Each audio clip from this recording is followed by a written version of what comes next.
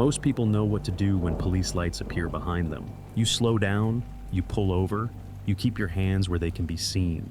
You trust the badge, but sometimes the scariest thing is not being stopped. It is realizing that every command you follow is taking you further from safety. Comment your location and the time you are listening from.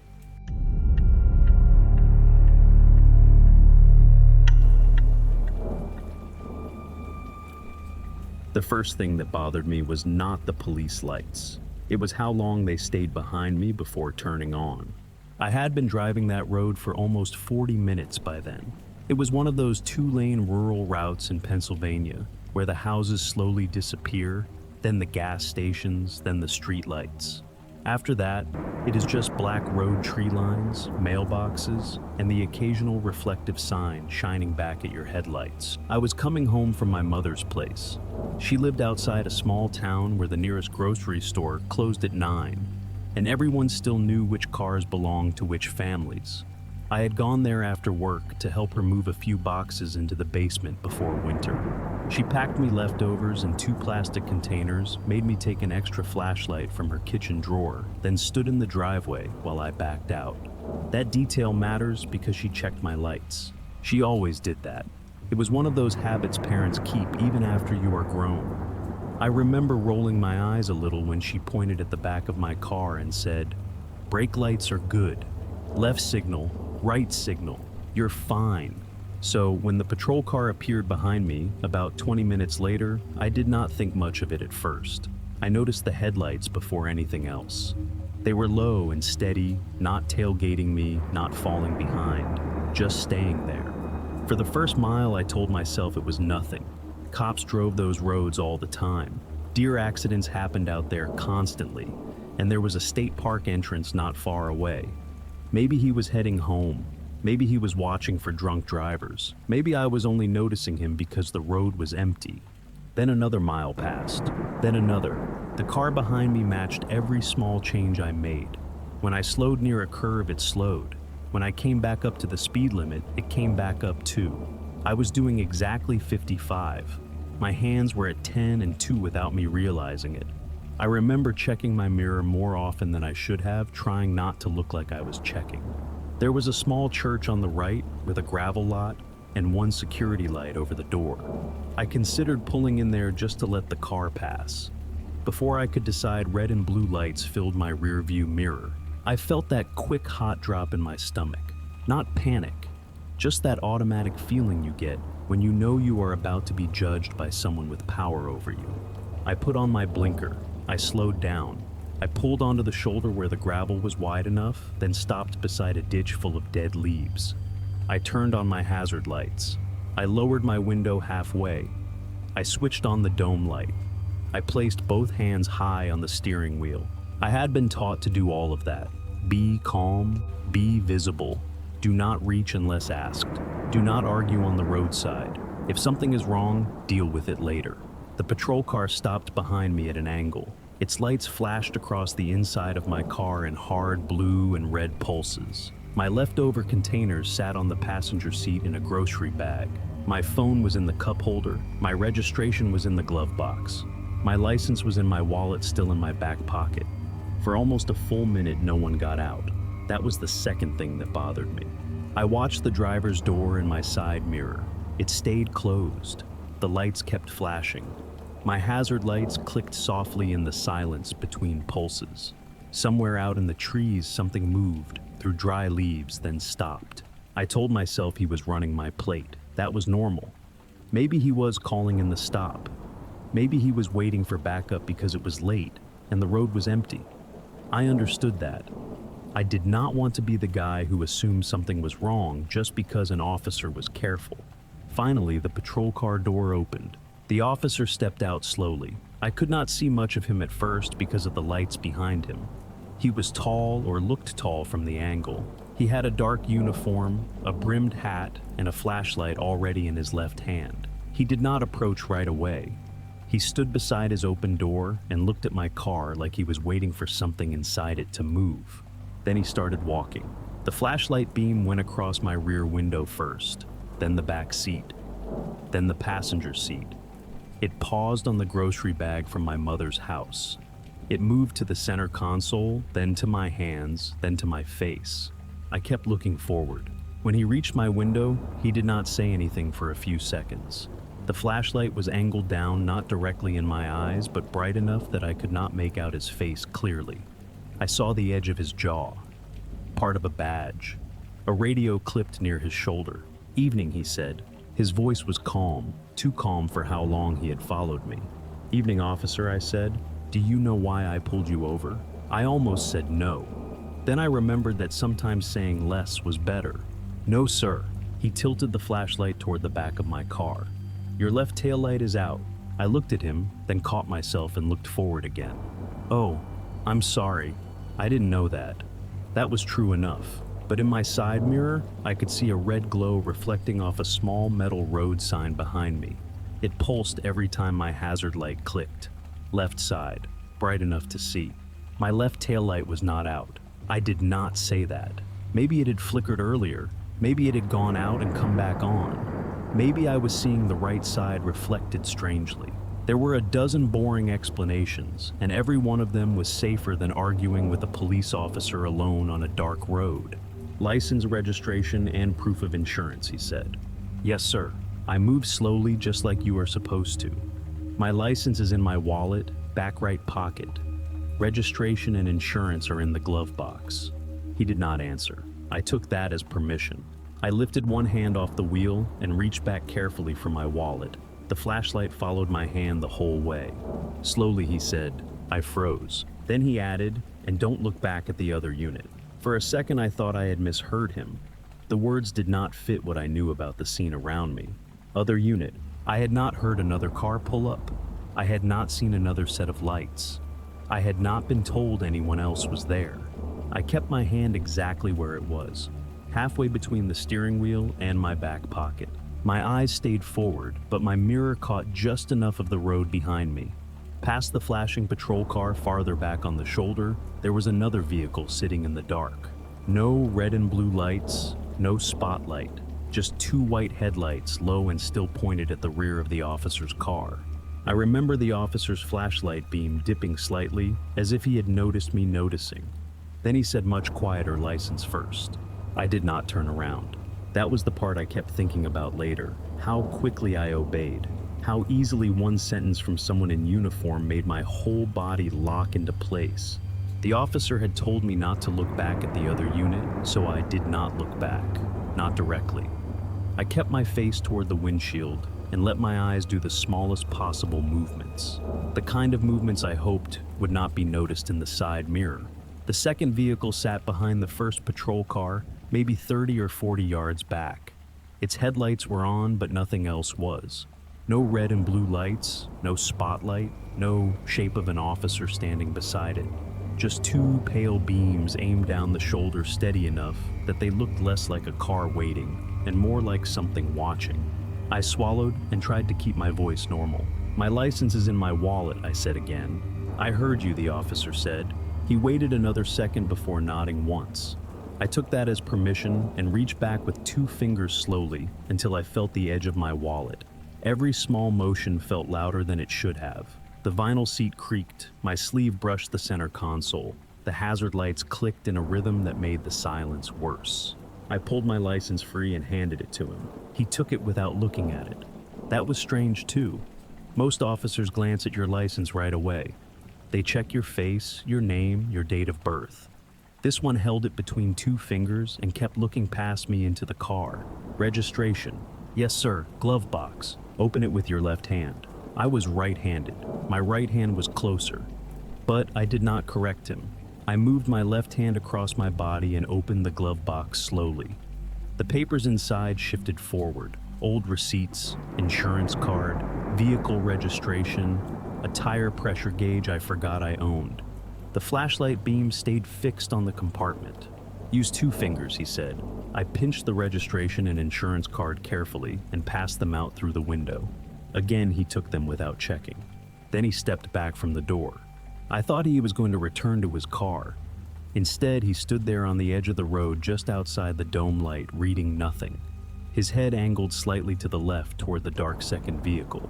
I heard a faint radio click, not from my car, not from the officer's shoulder. It came from somewhere farther back. A dry click followed by a low burst of static, then nothing. The officer's face remained mostly hidden under the brim of his hat. "You coming from family tonight?" he asked. The question caught me wrong.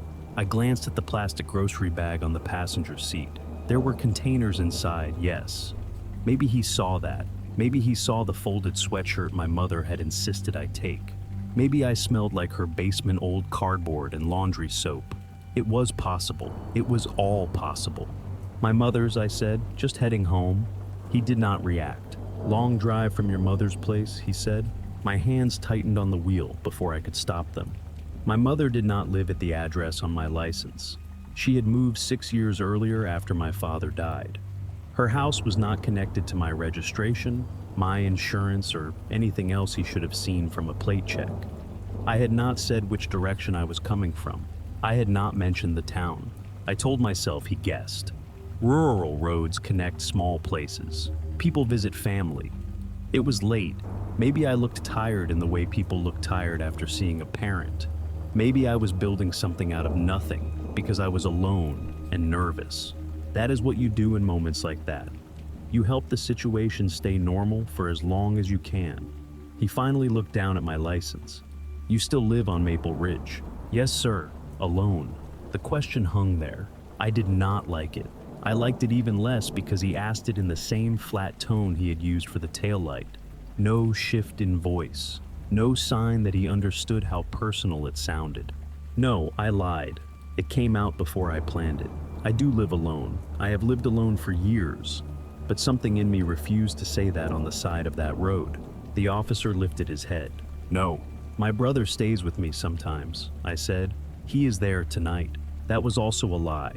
My brother lived in Pittsburgh and had not stayed at my place in months. The officer stared at me for long enough that I wondered if he knew that too. Then the radio clicked again. This time I heard something after the static. A voice very low, maybe a word, maybe just breath pushed through bad reception. It came from behind the patrol car from the direction of the second vehicle. The officer did not turn around. He handed my license and papers back through the window. "Turn the engine off." I hesitated for half a second, not because the order was impossible. Officers ask that sometimes. It can be about safety. It can be about making sure the driver does not take off. But the road was dark. My phone was plugged in. My heater was running. The car was the only lit, warm, locked place I had. "Officer," I said carefully, "is everything okay?" "Turn the engine off." Same words, same tone. I reached for the key and turned it back. The engine died. The heater fan faded. The dashboard dimmed until only the hazard indicator blinked softly. The sudden quiet made the outside seem closer. "Put the keys on the dash." I did it. The keys made a small, harmless sound when I set them above the steering wheel. A little scrape of metal on plastic. The officer watched my hand the whole time. "Good," he said. He stepped closer, lowering himself slightly so his face was nearer to the open window. I could smell cold air on his uniform. Damp leaves. Road dust. Something metallic I could not place. Then he said, "Now we can keep this simple." I looked at the road ahead. Empty. Black. A thin strip of pavement disappearing between trees. Behind me, the second vehicle's headlights stayed perfectly still. The officer tapped 2 fingers once against the roof of my car. "Stay seated," he said. Then he walked away with my license still in his hand.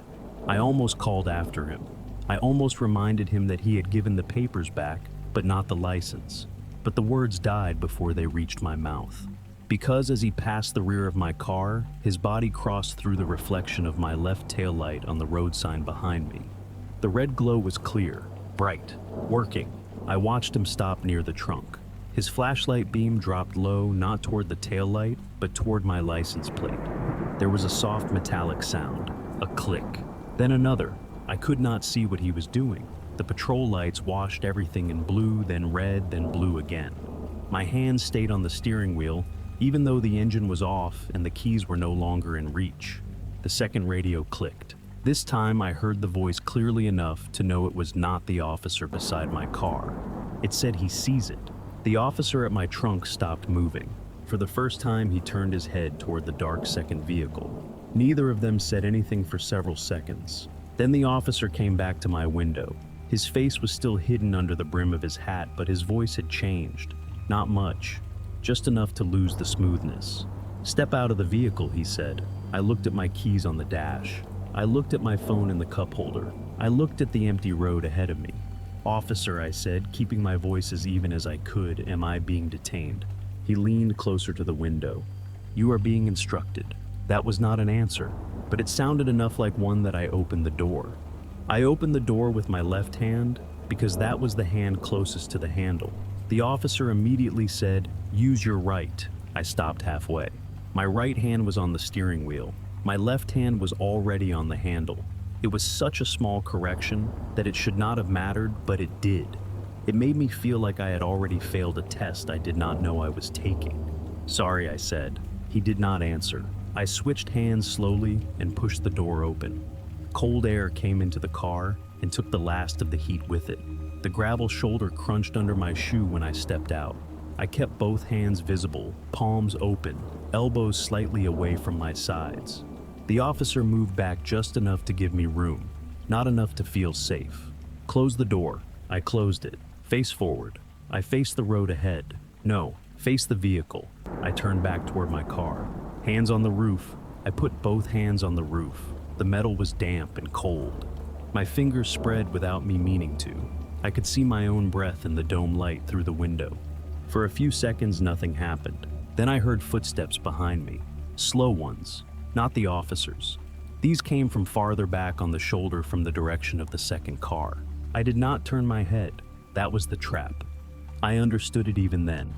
If I turned, I was disobeying. If I did not turn, I had to stand there and let someone approach me from behind. The officer walked toward the rear of my car. His flashlight beam slid low across the bumper. "Your left taillight is working now," I said. I regretted it the moment the words came out. The flashlight stopped moving. "What did you say?" I said, keeping my hands flat on the roof. Maybe it was flickering before. He came closer to the trunk. I could hear him breathing now. "Do not explain things I have not asked you to explain." "Yes, sir." A small metallic click came from near my license plate. Then another. I wanted to ask what he was doing. I did not. I watched his reflection in the side window instead. His shoulders blocked part of the flashing lights. His hand was near the plate, but not the tail light, not the bumper, the plate.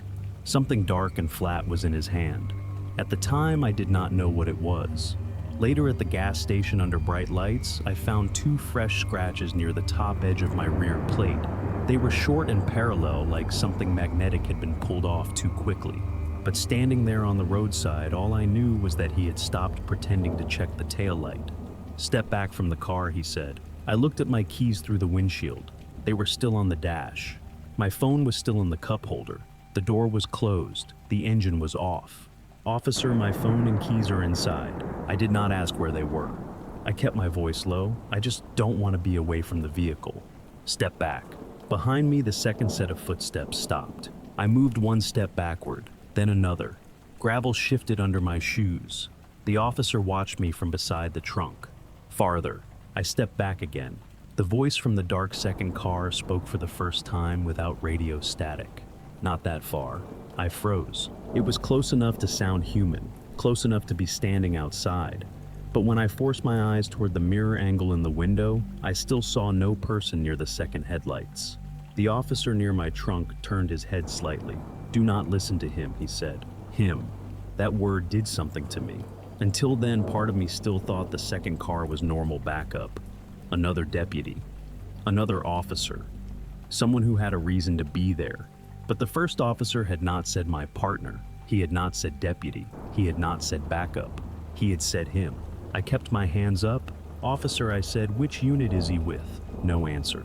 The officer walked toward me. His right hand was low near his belt, not on his weapon exactly, but close enough that I stopped breathing normally. "You are going to stand where I tell you to stand," he said. The second voice said, "Ask his name." I did not want to. I wanted to do whatever ended the stop fastest. I wanted my license back. I wanted my keys. I wanted to drive to the gas station 9 miles ahead and pretend this had been a bad but ordinary night. Instead, I said, "Can I have your name and badge number?" The officer stopped. The question was legal.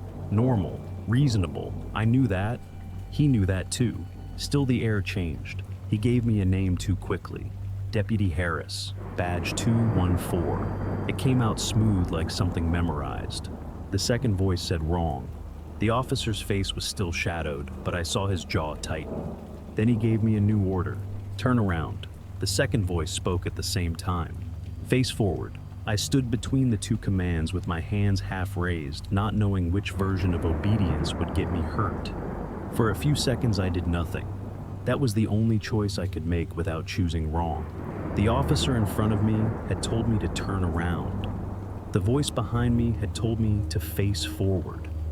Both commands sounded like orders. Both carried the same weight in the dark, because I still did not know what the second car was. I only knew the first officer did not want me listening to it. Turn around, the officer said again. The voice behind me said softer this time, do not give him your back.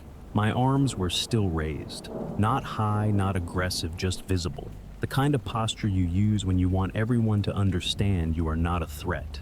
Officer, I said, I don't know what you want me to do. His hand moved closer to his belt. I want you to follow instructions. I'm trying to. No, you're arguing. That word scared me more than if he had shouted. Arguing. It changed the story. It turned confusion into resistance. It made me feel like the next report, if there was one, would already have an excuse built into it. I looked down because I did not know where else to look. That was when I saw the marks in the dirt. They started near the gravel shoulder about 10 feet behind my car and ran toward the ditch. Two uneven drag lines broken where stones interrupted them. Not tire marks, too narrow, not branches, too straight. At the end of one line, there was a deeper spot in the mud-shaped, almost like the heel of a shoe. I stared too long. The officer noticed. Eyes up. I lifted my head. But now, there was physical proof that something had happened on that shoulder before me. Maybe not that night, maybe not even recently, but enough for my mind to stop helping the situation stay normal. Can I call dispatch, I asked. The officer smiled for the first time. Not wide, not obvious, just enough to make his face worse under the hat. You do not need dispatch. The voice behind me said, you probably do. The officer turned toward the second car. Stay out of this. No one answered. My phone was still inside my car, front cup holder, screen dark. Less than 6 feet away, but it felt farther than the gas station. I made my voice as flat as possible. My phone is in the vehicle. I am going to call 911 with my hands visible. The officer stepped toward me. You are not going back in that car. If this is a lawful stop, I said, and my voice shook on the word lawful, then dispatch can confirm it. His expression changed. The small smile disappeared. The second voice said, open the driver door. Slowly. The officer snapped, do not. Again, 2 commands. But this time, one of them led back to my phone, my keys, and a locked door. The other kept me standing outside between a man who had lied about my taillight and something speaking from an empty car. I took one careful step toward my door. The officer moved with me. Headlights appeared around the bend before either of us reached the car. A truck. Large one, maybe a delivery truck or a logging rig. Its engine was loud enough to break the silence, and for one wild second I thought it would fix everything. Witnesses make things normal. Light makes things normal. The truck came around the curve and washed the shoulder in bright white beams. I saw the first patrol car clearly. County markings on the side, light bar flashing, driver door open. I saw my own car. Door closed, keys on the dash, red taillight glowing perfectly. Then the headlights hit the second vehicle. It was a patrol car too, or close enough to one. Older model, dark paint, no visible county seal on the door, mud across the plate, headlights on. No one was in the driver's seat. No one stood beside it. No one was anywhere near it. The truck passed without slowing. Its air pushed against my jacket and rattled dry leaves along the ditch. Darkness closed back in almost immediately. The officer did not move. Neither did I. Then the second voice came from directly behind my left shoulder. Get in your car. I did not look back.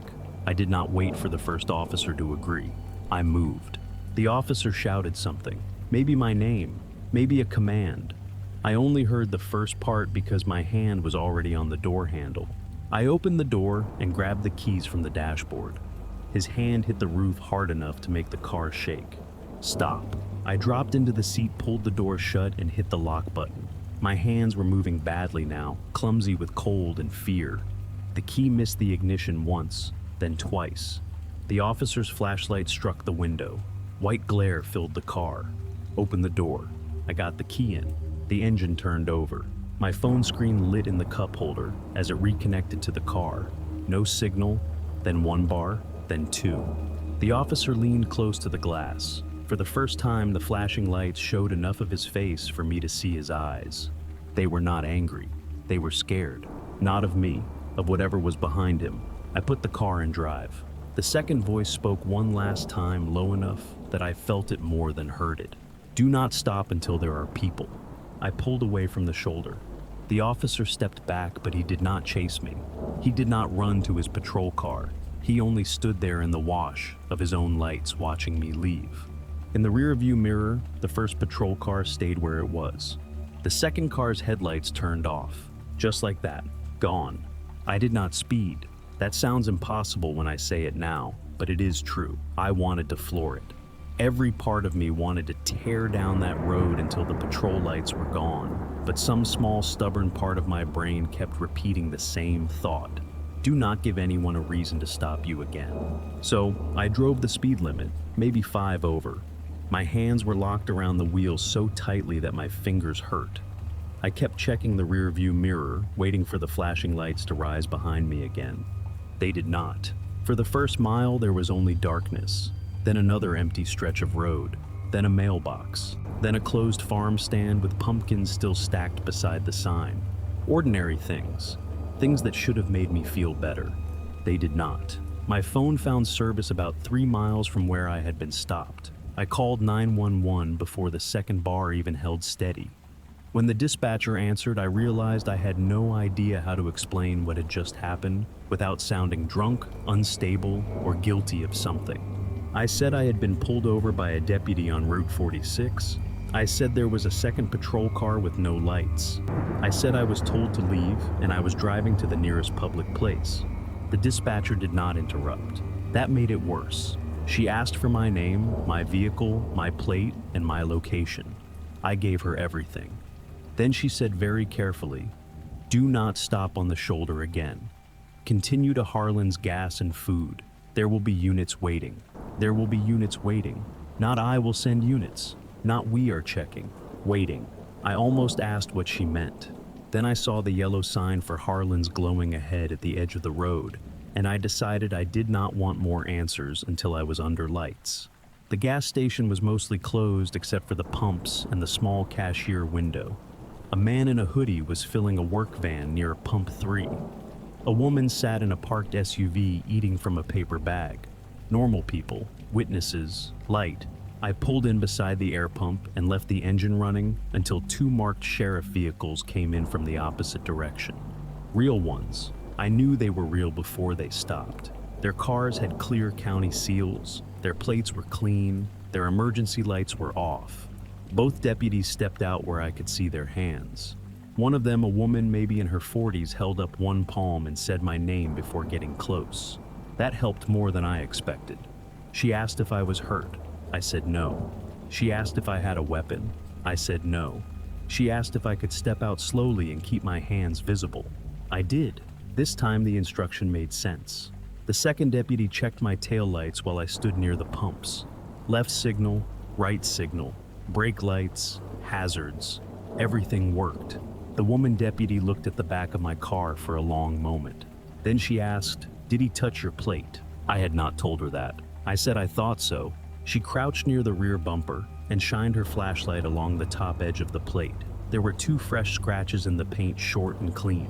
She photographed them without explaining why. I showed them my dash cam. The front footage showed the patrol car behind me. It showed the lights coming on. It showed me pulling over. After that, the video began to glitch every few seconds, blocks of blue and red breaking across the frame. You could hear the officer's voice, but his face never appeared clearly. The rear camera was worse in a different way. It showed the first patrol car for only a few seconds. Then the image flickered. When it stabilized, the first car was mostly washed out by light, but the second car was clear. It sat farther back on the shoulder with its headlights on. No emergency lights, no person visible, no movement around it. Then came the audio. My voice sounded small and distant. The officer's voice sounded closer. The second voice came through almost perfectly. Ask his name. Face forward. Get in your car. The two deputies listened without speaking. When it ended, the male deputy looked toward the road I had come from. The woman did not. She kept looking at the screen. I asked if they knew that car. Neither of them answered directly. The woman deputy said, "You did the right thing coming here." That was not what I had asked. They took my statement. They copied the dash cam files. They told me another unit had checked the stretch of road where I was stopped and found nothing there. No patrol car, no officer, no second vehicle. Just tire marks on the shoulder and drag marks near the ditch. I slept at my mother's house that night. I was 36 years old, and I slept in my old room with the door locked and a chair pushed under the knob. I did not feel embarrassed until morning. By then, the warning ticket was under my windshield wiper. My car had been parked in my mother's driveway all night. Her porch light was on. Her neighbor's camera faced the street. No one saw anyone walk up. But the ticket was there, folded once damp from the morning air. It had no county seal, no citation number, no printed officer name. Only one checked box, failure to comply. At the bottom there was a signature, Harris, badge 214. I drove to the sheriff's office that afternoon because I needed someone official to tell me it was fake.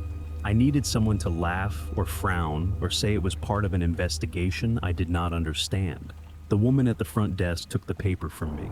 She looked at the signature, then she stopped moving. It lasted maybe 2 seconds, maybe less, but I saw it. Recognition. Not confusion, not curiosity. Recognition. There is no Deputy Harris with badge 214 in this county, she said. I asked if there had ever been one. She slid the paper back to me. You should keep that. I asked why. She looked past me toward the glass doors, toward the parking lot, toward the bright afternoon sun. Then she said, if you ever see that second car again, don't wait for instructions. I still have the warning ticket. The ink has faded a little. The paper smells like damp leaves if I keep it sealed too long. And once about 6 months later, I was driving home after dark when headlights appeared behind me on an empty road and stayed there for almost 2 miles. No lights came on, no siren, just 2 white headlights low and steady. I turned into the first crowded parking lot I saw and sat there until they passed, but they never did. By the time I looked back at the road, the headlights were gone.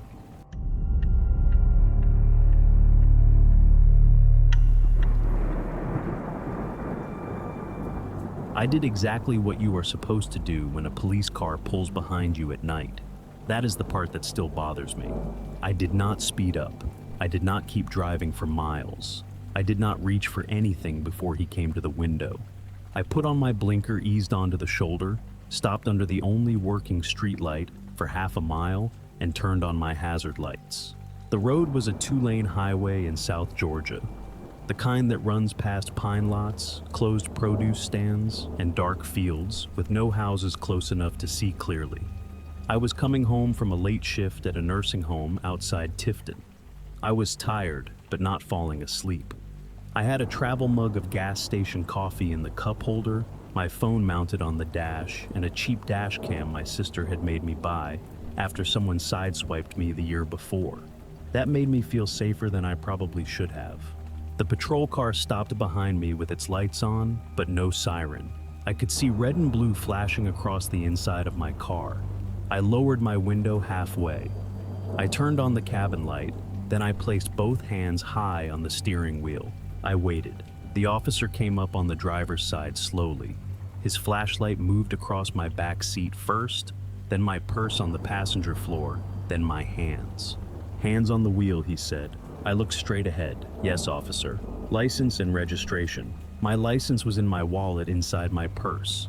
My registration was in the glove box. Neither one could be reached with both hands on the steering wheel. I waited for the next sentence. The normal one. Something like, go ahead and reach for it, or tell me where it is first. He did not say it. License and registration, he repeated. My license is in my purse, I said carefully. Registration is in the glove box. Hands on the wheel. My fingers tightened around the wheel. They were already there. Yes, officer. Registration, now. That was the first moment I understood something about the stop was wrong. Not dangerous yet. Not enough to panic. Just wrong in a way I could not solve. If I kept my hands where he told me I was not giving him the registration. If I reached for the registration, I was not keeping my hands where he told me. I tried to make my voice sound calm. Officer, do you want me to reach for it? He leaned slightly closer to the window. The flashlight stayed low, pointed at my hands instead of my face. I want you to stop making this difficult. I felt my stomach drop. There are sentences that do not sound like threats until someone with authority says them. That was one of them. I tried to keep my breathing even. That was harder than it sounds. When a person with a badge tells you that you are making things difficult, your first instinct is to fix it, to prove you are not, to become smaller, calmer, easier to handle. My registration is in the glove box, I said. I can reach for it slowly. The officer did not answer right away. His flashlight stayed on my hands. The beam was so steady it made my fingers look separate from me, like evidence on a table. Open it with your right hand, he said. I lifted my right hand from the wheel. Do not move your hands. I stopped. For a second I thought maybe he had not seen me begin to move. Maybe he was giving the warning too late. Maybe this was just poor timing. Then he said, "Why did you stop?" I looked straight ahead through the windshield. The empty road stretched into darkness. The patrol lights behind me flashed across the pine trunks in short red and blue cuts. You told me not to move my hands, I said. I told you to get your registration. Yes, officer. Then get it. I waited for permission to move again. It did not come. I had worked with elderly patients for almost 9 years. I knew how to speak calmly when someone gave conflicting instructions. You repeat what you heard. You ask one clear question. You do not sound frustrated. I can keep my left hand on the wheel, I said, and use my right hand to open the glove box. His flashlight lifted slightly, just enough for me to see the outline of his face under the brim of his hat. Not clearly, just the lower half. Mouth, chin, no expression. You do not tell me how this stop works. My mouth went dry. I'm sorry. He leaned away from the window. For a moment, I thought he was going back to his car. Instead, he stayed beside my door, silent, making me wait inside my own car like I was the one who had done something strange. Then he said, "Just do what I'm asking, Elaine." My whole body went cold. Elaine is my middle name. It is not what I go by. It is not printed on my work badge. It was not on the outside of my car. I had not given him my license yet. My insurance card was still inside the glove box. My purse was still zipped. I told myself the plate scan had more information than I realized. Maybe the registered owner record included my full legal name. Maybe dispatch had already run it. Maybe some systems showed middle names. That explanation almost worked. Almost. Because the way he said it was not like he was reading it from a screen. It was casual, familiar, like someone correcting a child. "Elaine," he said again, "open the glove box." I did not want to ask another question, but I also did not want to move wrong. With which hand? The silence after that was long enough for me to hear my hazard lights clicking. The officer said, "The one I can see." I looked at my hands. Both were on the wheel. Both were visible. Neither could reach the glove box without leaving the place he had ordered them to stay. I think that was when I stopped trying to make the situation normal. Not outwardly. Outwardly, I was still polite, still careful, still sitting straight with my hands where he could see them. But inside something Jim's soul, something shifted. I understood that the problem was not that I had misunderstood him. The problem was that every instruction made the next instruction impossible. I moved my right hand very slowly. "I'm reaching for the glove box with my right hand," I said. The officer did not stop me. I kept my left hand on the wheel. I leaned only as far as I had to. My fingertips touched the glove box latch. Then his voice cut through the car flat and sharp. "Stop reaching." I froze with my hand in the air. He waited half a breath. Then he said, "Why are you not opening it?" I kept my right hand suspended between the wheel and the glove box. It felt ridiculous. That was the worst part. Some part of me still wanted to believe this would become normal again if I just found the right response, if I said the right thing. if I moved at the right speed, if I sounded respectful enough. I stopped because you told me to stop reaching, I said. The officer did not react. Open it. I waited 1 second, not long enough to seem defiant, just long enough to make sure the command did not change again. It did not. I'm opening the glove box with my right hand, I said. My fingers found the latch. I pulled it slowly. The glove box dropped open with a soft plastic click. Nothing fell out. Nothing was hidden inside except the normal junk everyone keeps there. Napkins from a drive-thru, a flashlight with weak batteries, the owner's manual, a folded insurance card, a green folder with the registration tucked inside. The officer's flashlight moved across everything. Then it stopped on the folder. Take that out. I pinched the edge of the folder between 2 fingers. Stop. I stopped. What are you reaching for? I stared at the folder. My registration. Why? For a second, I honestly did not know how to answer. Because you asked for it. He leaned closer to the window. Did I? My left hand tightened around the wheel. I knew he had. I knew exactly what he had said. But in that moment alone on the shoulder with his flashlight inside my current, his voice calm enough to sound official, I felt doubt open under me. Maybe I had misunderstood. Maybe he had asked for license only. Maybe I was tired. Maybe I was so nervous I had filled in the rest. Then I saw the mud. It was on the top of the green folder, a dark smear near the corner pressed into the paper in the shape of a thumbprint. I knew that folder. I had put it there myself after renewing my registration. It stayed in the glove box. It never came out unless I needed it. My hands were clean. The inside of my car was clean. It had not rained that day. The officer's flashlight stayed fixed on the mark. Hand it to me. I pulled the folder out. The mud was wet enough to shine. I held it out the window. He did not take it right away. He looked at the thumbprint, then at me like I was supposed to explain it. That yours, he asked. No. Then who touched it? No one. That is not an answer. I felt heat rise in my face, not from anger, but from the sick awareness that every honest answer sounded wrong. No one should have touched it, I said. The officer's flashlight moved past the folder and into the back seat. Anyone else in the vehicle? No. Open the rear door. My stomach dropped again. I looked at the rear door lock, then at my phone mounted on the dash, then at the empty road ahead. Officer, I'm alone. Then prove it. That was when I understood what the mud had done. It gave him a reason to move the stop somewhere else. Out of the window, out of the careful script, out of the only position where my dash cam might still record him. I can roll down the back window, I said. Open the rear door. I would rather stay inside the vehicle. His voice changed for the first time, not louder, lower. You do not decide what happens next.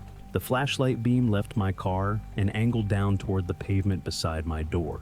Step out. I did not move. Not because I was brave, because all at once the choice was too clear.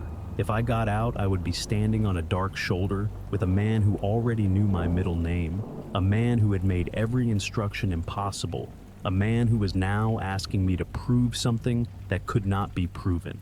And still he was an officer, or he looked like one. That was what kept me from locking the door immediately. That was what kept me from throwing the car into drive.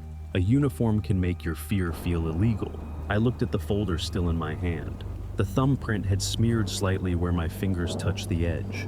Under the mud pressed faintly into the paper, there was another mark, a number, 214. I did not know what it meant, but the officer did. Because the second he saw me notice it, he reached for the door handle.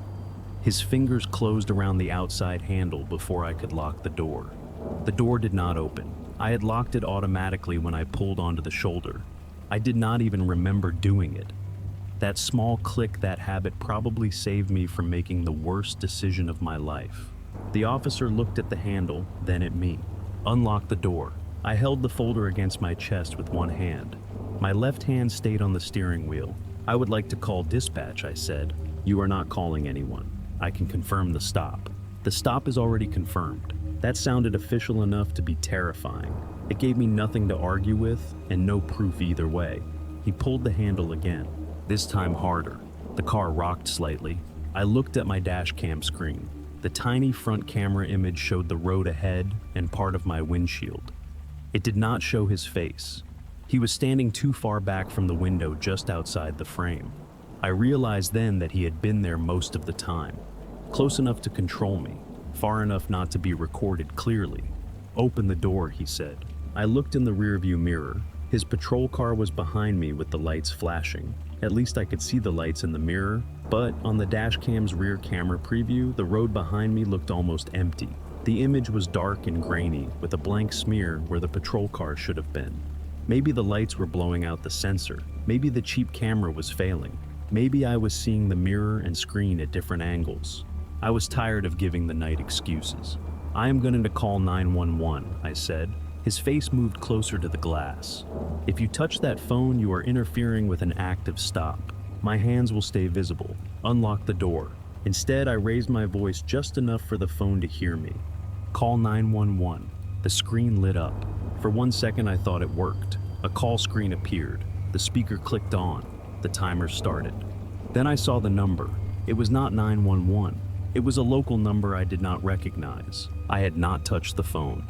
I had not selected a recent call. I had not even unlocked the screen. The call connected immediately. There was no dispatcher greeting, no question about my emergency. Only static low and dry like a police radio left open in another room. The officer stopped pulling the handle. He looked at the phone. For the first time, he seemed unsure. A voice came through the speaker, quiet, flat, close enough to sound like it was inside the car with me. "Keep your hands on the wheel." I did. The officer stepped back from the window. The voice on the phone continued. "Do not open the door." My breath caught. The officer said, "End the call." I did not. He reached toward his shoulder radio, then stopped before touching it. His hand hovered there, frozen. The voice on the phone said, "Drive to lights, people, cameras." I looked past him toward the road. Nothing was coming. No witnesses, no houses, no headlights. The officer lowered his hand. "You leave now," he said, "and I will report you for fleeing a lawful stop." That was the sentence that almost made me stay. Almost? Because it sounded like paperwork, court, a fine, a problem I could understand. But the mud on the folder was still wet. The number 214 was still pressed into the paper. The patrol car still would not appear correctly on my dash cam, and the officer had tried to open my door before I gave permission. I put my right hand on the gear shift. "I am driving to a public place," I said. "I am not refusing. I am not fleeing. I am scared, and I am going somewhere with people." The officer stared at me through the glass. The phone voice said, "Now." I shifted into drive. He stepped in front of the door, but not in front of the car. That mattered. Some part of me noticed it even then. He wanted control, but he did not want to be hit. He did not want a report that could be explained by physics. I eased forward. He slapped at the side window once hard enough to make me flinch. "Stop the vehicle." I kept moving. 5 miles under the speed limit at first, then the actual speed limit when the shoulder ended and the road straightened. My hands shook so badly that the wheel moved in tiny jerks under my fingers. The call stayed connected. Static filled the car. After almost 30 seconds, the voice said one last thing. "Do not answer when he calls back." Then the line went dead. I drove to the first place with light. It was a gas station attached to a small diner, the kind with 2 diesel pumps, a flickering lottery sign, and a row of cars parked near the front windows. I pulled in beside the air machine and kept my doors locked. For a few seconds, I just sat there, with both hands still on the steering wheel, even though no one was beside my window anymore. The phone screen was dark, no active call, no signal warning, just my lock screen showing 11:32 p.m. I dialed 911 by hand this time. I watched each number appear before pressing call. When the dispatcher answered, I almost cried because her voice sounded ordinary, tired, professional human. I told her I had left a traffic stop because I believed the officer was not real or something was wrong with him. I said I was at Bell's Gas and Grill off Route 82. I said I was alone, locked inside my car, and willing to speak to any marked unit that came into the parking lot. She told me to stay where I was. 2 sheriff's vehicles arrived 7 minutes later. They came from the main road with their lights off. Both deputies parked near the diner entrance, not behind my car. One of them called my name before approaching. The other stayed back where I could see him. That made me trust them more than anything they said.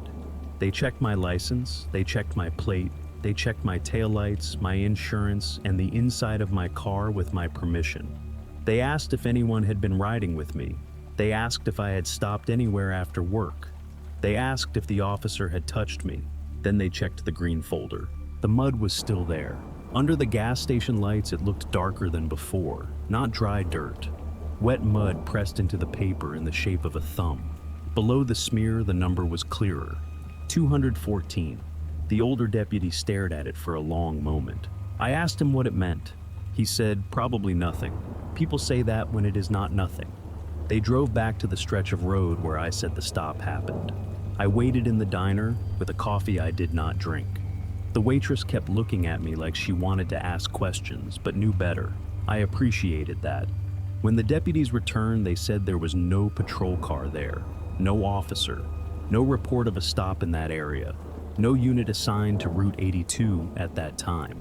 But they did find tire marks on the shoulder, and one set of muddy prints beside where my driver's door would have been. The prints did not lead away from the road. They stopped near the ditch, turned back toward the shoulder, then ended. I gave them my dash cam footage. The front camera recorded the flashing lights, the officer's flashlight, and most of his voice. His face never appeared clearly. Every time he leaned close enough to be visible, the image broke into white glare. The rear camera was worse. It showed a dark road, empty shoulder, no patrol car behind me, even though the mirror had been full of red and blue lights. The only clear sound was the call. Keep your hands on the wheel. Do not open the door. Drive to lights, people, cameras. The deputies asked where that voice came from. I told them my phone. They checked my recent calls. The unknown number was there. Duration 37 seconds. Time 11:14 p.m. I told them that was impossible. At 11:14, I had not been stopped yet. I had been 6 miles away, still driving behind a slow pickup near the county line. My GPS history showed it. My dash cam showed it. I did not pull onto the shoulder until 11:23. The younger deputy wrote that down. The older one did not. A week later, they returned the folder to me in a plastic evidence sleeve. The mud had dried by then, but the mark was still visible. They said they could not identify the print. They said the number 214 might have been pressure damage from the folder clip or an old mark I had never noticed. I wanted to believe that. Then I checked my phone bill. The unknown number was listed there too. One outgoing call, 11:14 p.m., 37 seconds. I called the number once from my sister's phone in the middle of the day. It rang one time, then a man answered. He did not say hello. He did not ask who was calling. He only said both hands where I can see them. My sister hung up before I could move. I do not keep my registration in the glove box anymore. I keep it clipped to the visor where I can reach it without looking away. I keep my phone mounted charged and unlocked when I drive at night. If I get pulled over now, I call dispatch before the officer reaches my window. Most officers understand. One did not. 2 months after it happened, I was driving home from work on the same highway. Different stretch, more traffic. Earlier in the evening, a patrol car pulled behind me. No lights, no siren, just followed. I moved into the right lane to let it pass. It moved with me. My phone lit up before I touched it. Unknown number. I did not answer. The call ended after 37 seconds. Then the patrol car turned off onto a dirt road with no sign, no house. C's house, and no lights. I kept driving, both hands on the wheel.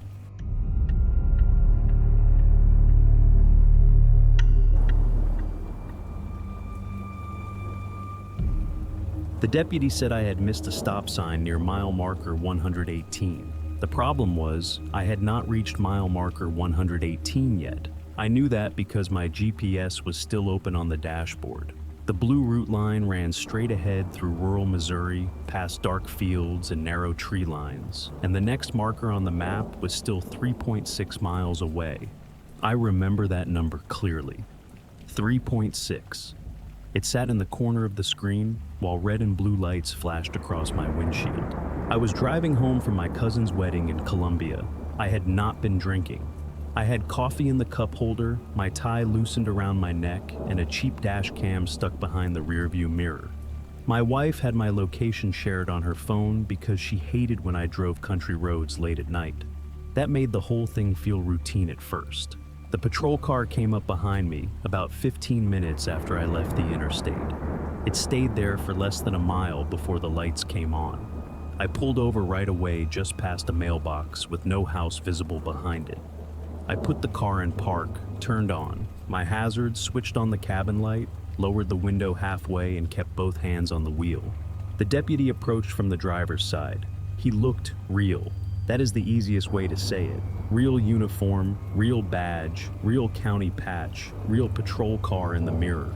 "Evening," he said. "Evening, officer. You know why I stopped you?" "No, sir."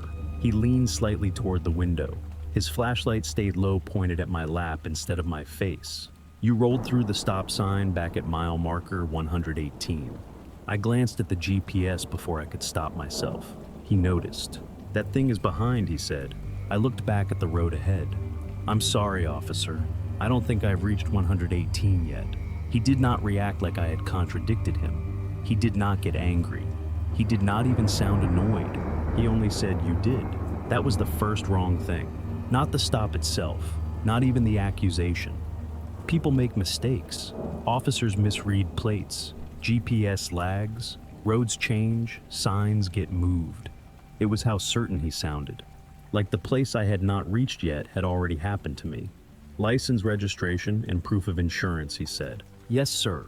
I told him where everything was before I moved. Wallet in my jacket pocket. Registration and insurance in the glove box. He nodded once. I reached slowly and handed them over. He took my license but barely looked at it. Instead, he looked past me toward the empty passenger seat. "Anyone else in the vehicle tonight?" "No, sir." He kept looking at the passenger seat for another second. Then he said there was before. I looked at the passenger seat again, even though I knew what was there. An empty seat, my suit jacket folded across the back, a paper bag from the wedding with 2 pieces of cake inside, nothing else. "No," I said, "I've been alone since Columbia." The deputy watched me for a moment, then looked down at my license. At 11:18 p.m., he said your vehicle failed to stop at the sign near mile marker 118, then pulled onto the shoulder with the passenger door open. That was too specific to dismiss. I checked the clock on my dash. It was 11:27. 9 minutes earlier at 11:18, I had been stopped at a railroad crossing. I remembered because a freight train was crawling through the dark with no end in sight, and I had texted my wife. Train delay, still 40 minutes out.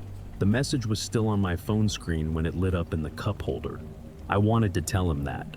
I wanted to show him. But I had been raised not to shove evidence at an officer on the side of the road unless asked, especially at night, especially with his flashlight still inside my car. "There may be some mistake," I said carefully. I was at the railroad crossing around then. The deputy did not write anything down. Witness call came in. "What kind of witness?" "Driver behind you." I looked at my rearview mirror. The road behind the patrol car was empty. No other headlights. No taillights disappearing into the distance. "There wasn't anyone behind me," I said. "There was at 118. Again, that calm certainty. Not arguing, not explaining, just placing me somewhere I had not been. He handed my registration back through the window, but kept my license. "Your passenger door opened for approximately 12 seconds. My passenger door didn't open. Then why was it reported open?" I did not answer. There was no safe answer. If I said the witness was wrong, I sounded defensive. If I said I did not know, I sounded like I was hiding something. The deputy looked past me again. "Do you mind if I look inside?" "Yes," I said too quickly. His eyes moved back to me. I corrected myself. I do mind. I'm not comfortable with that." That was the first time his expression changed. Only a little. His mouth tightened, then relaxed. "You have something in there you don't want me to see." "No, sir." "Then it should be simple." That word again. Simple. People with authority use it when they want your hesitation to sound unreasonable. I glanced at the GPS. Mile marker 118 was now 3.1 miles ahead. The deputy followed my eyes. "You keep looking at that screen," he said. "I'm trying to understand where we are." "I told you where we are." "No, sir. You told me where I was." For one second, I thought I had gone too far. But he did not raise his voice. He only stepped back from the window and pointed his flashlight toward the road ahead. "Follow me back," he said. "I'll show you exactly where it happened." I looked at the dark highway in front of me. Back, yes, but 118 is ahead. The deputy smiled without showing his teeth. Not from here. I did not want to follow him anywhere. That was the cleanest thought in my head, not the loudest. The loudest thoughts were all practical. If I refused, would that become failure to comply?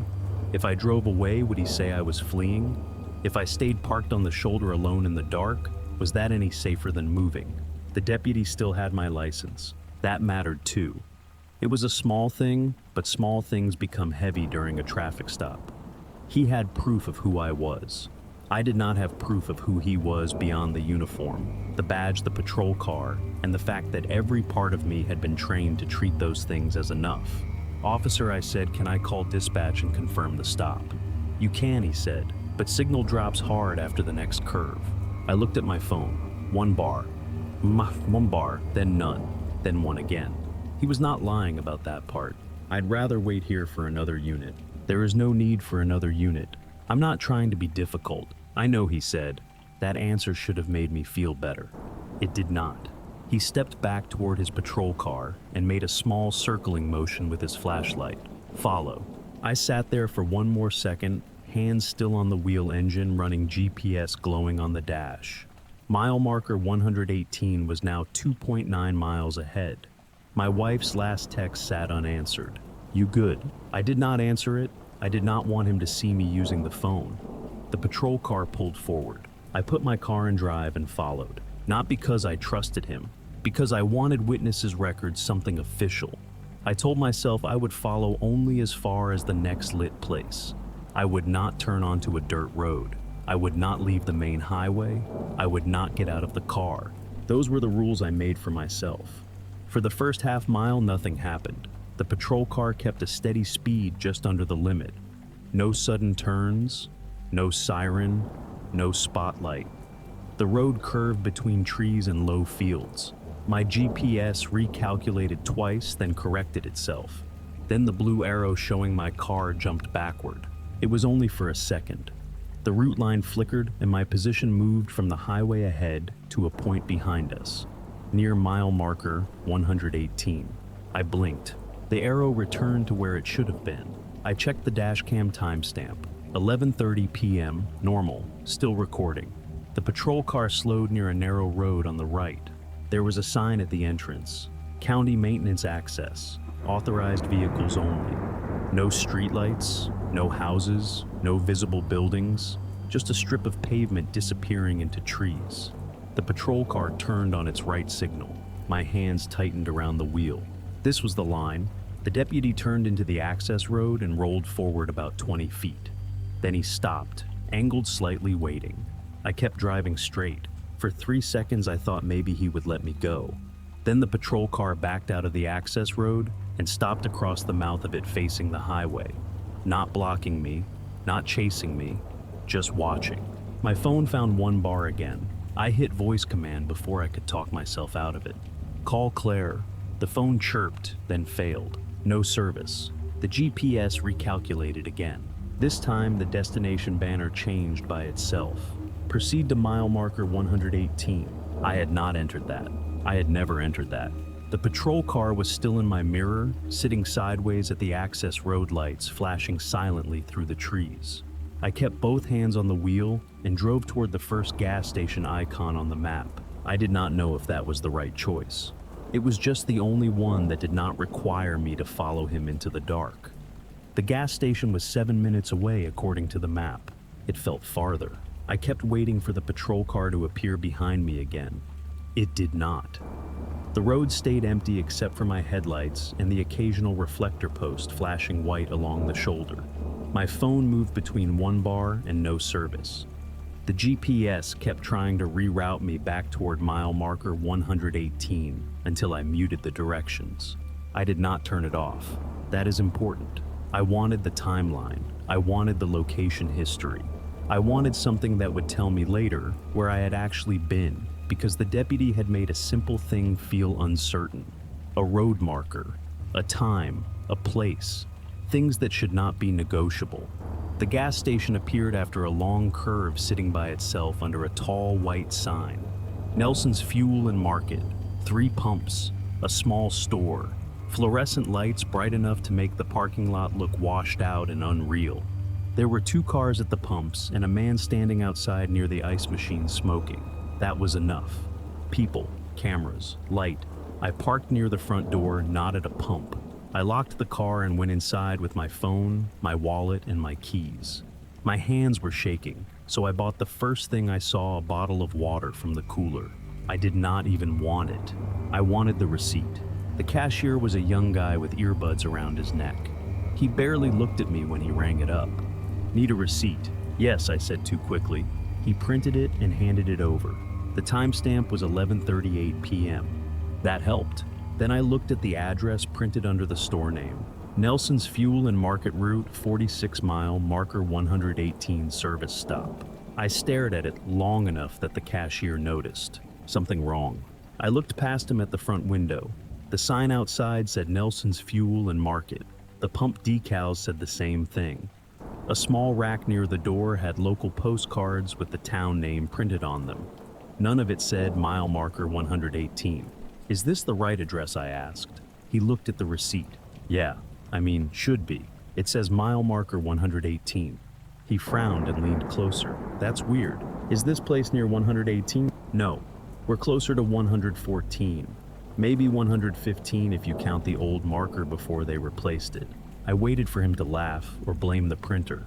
He did neither. He turned toward the office door behind him and called, "Hey Rick, Register's doing that address thing again." An older man came out from the back wiping his hands on a towel. "What address thing?" The cashier handed him the receipt. The older man read it once. His face changed. Not much, just enough that I saw recognition before he covered it. "That's not our old address," he said. The store went quiet around me. Not literally. The cooler still hummed. The lottery screen still blinked. The man outside was still smoking by the ice machine, but the space between us changed. I folded the receipt and put it in my wallet. "I need to call someone," I said. The older man looked toward the front windows. "You get stopped." I did not answer. He nodded once like I had. "Use the landline," he said. Before I could move, my dash cam chirped from inside my car. I heard it through the glass because the parking lot was that quiet. A soft electronic sound. "File recovered." I turned toward my windshield. The little dash cam screen was glowing. "Unsaved clip restored." The timestamp on the restored file read 11:18 p.m. I did not want to open that file. That sounds strange because the whole reason I had bought the dash cam was to have proof when something went wrong. But proof is only comforting when it supports the version of events you still believe in. By then I was no longer sure what I wanted the camera to show. The older man behind the counter let me stand just inside the front door while I used the dash cam app on my phone. The signal was weak, but the camera connected through Wi-Fi. The restored clip sat at the top of the list. 11:18 p.m., 23 seconds long. I checked my messages first. My text to my wife was still there. Train delay, still 40 minutes out, sent at 11:18 p.m. Then I opened the clip. The video began with my car already stopped on the shoulder of a road. The camera faced forward through the windshield. Hazard lights clicked softly. Red flashes reflected off a metal sign ahead. For the first few seconds, I could not understand what I was seeing. Then the headlights brightened as the camera adjusted. A mile marker stood on the right side of the frame. 118. Not blurry, not half covered, not something I could misread. Mile marker 118. I felt the store floor tilt under me. "That your car?" the older man asked. I nodded, but I was not completely sure anymore. The dashboard in the video was mine. The cracked phone mount was mine. The little plastic Saint metal my mother had clipped near the vent was mine. My hands were visible at the bottom of the frame resting on the steering wheel. My hands, or hands that looked like mine. Then the passenger door chime sounded. 3 soft beeps, the kind my car makes when a door is open and the key is still in the ignition. In the video, the passenger door itself was outside the camera angle, but the cabin light brightened. A thin strip of pale light moved across the windshield from the right side like the door had opened. No one spoke. The hazard lights kept clicking. Then there was breathing. Not heavy, not dramatic, just close enough to the microphone that it sounded like someone was sitting inside the car. I looked through the Southgate station window at my actual car in the parking lot. Passenger door closed. Cabin dark. Nobody inside. The clip ended suddenly. The app returned to the file list. I checked the GPS history next. It still showed me at the railroad crossing at 11:18. It showed the stop, the train, the slow line of cars waiting in both directions. It even showed the point where I started moving again at 11:21. 2 records, both impossible together. I called my wife from inside the store. The call rang twice, then went to voicemail. I did not leave a message. I called again. Same thing. The older man gave me the landline without asking. This time I called 911. When the dispatcher answered, I gave my name and the gas station address from the sign outside, not from the receipt. I said I had been pulled over by a deputy, that I had reason to believe something was wrong, and that I was waiting in a public place. There was a pause. Not long, but long enough. "Sir," she said, "what is your current location?" I repeated the gas station name. Another pause. "Are you sure you are not near mile marker 118? I closed my eyes. "No," I said. "I am inside Nelson's Fuel and Market. There are cameras here. There are people here." The dispatcher lowered her voice. "Stay inside the building." That was when the cashier, still standing near the register, looked past me through the window.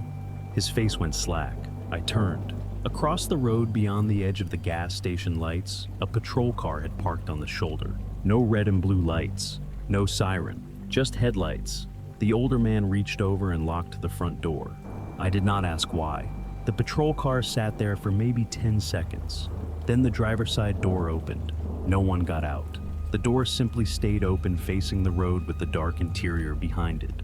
My phone buzzed in my hand. A new notification from the dashcam app. Motion detected. I looked down.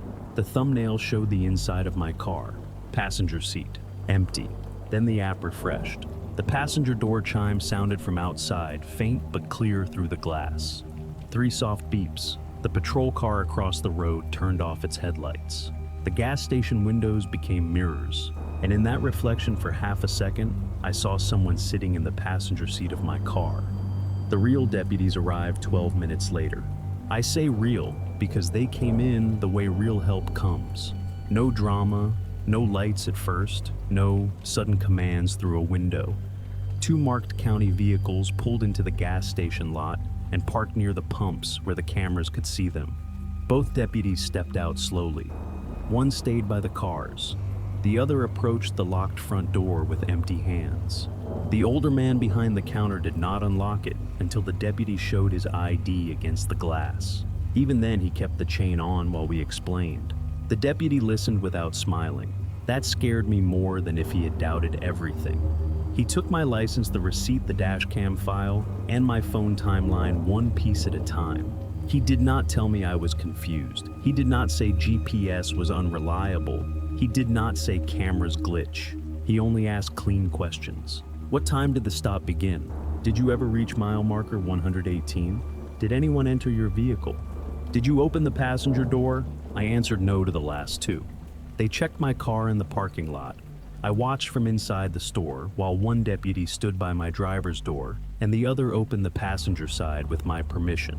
Nobody was inside. Nothing had been stolen. My suit jacket was still on the seat. The paper bag with cake was still folded shut. Then the deputy with the flashlight stopped. He crouched beside the passenger footwell. When he stood up, he was holding my rubber floor mat by the edge. There was a muddy print on it, not a full shoe print, just the front half. Toes and part of the ball of the foot pressed near the door like someone had stepped in and then stepped back out before putting their weight down completely. The mud was still damp. I remember saying that wasn't there. No one responded. They photographed it. They photographed the receipt. They copied the dashcam clip. The older deputy called dispatch twice from his radio, and both times he walked far enough away that I could not hear the answers. When he came back, he told me they were going to escort me to the main highway. "Am I free to go?" I asked. "Yes," he said. "Then what was that?" He looked toward the road across from the gas station. "The patrol car was gone." "I don't know," he said. That was the most honest answer anyone gave me that night. They followed me for 20 miles until I reached the interstate. My wife finally called back while I was driving behind them. She had not received my first two calls. She had received my text from the railroad crossing, though. She still had it on her phone. 11:18 p.m. That should have helped. It did not. For 3 days, nothing happened. I went home. I slept badly. I checked the dash cam files too many times. The restored clip stayed the same. My GPS timeline stayed the same. The receipt stayed folded in a plastic bag on my kitchen table. Then I got an email from the Missouri Highway Safety Office. The subject line was plain: traffic camera review. At first I thought it was some automated notice from the stop. Maybe the deputy had filed something. Maybe the system had flagged my plate. I almost deleted it because I did not want to look at another record. I opened it anyway. There was one attached image. It was grainy black and white, taken from a high angle above a rural shoulder. The timestamp in the corner read 11:18 p.m. My car was parked beside the road. The mile marker stood in the frame. 118. The driver's door was closed. The passenger door was open a few inches. The cabin light was on. Someone was sitting behind the wheel. The person had my shoulders, my loosened tie, my hands resting high on the steering wheel in exactly the position I had used during the stop. But that was not the part that made me put the laptop down. There was someone in the passenger seat. The image was too dark to show a face. Only part of an arm was visible resting on their lap.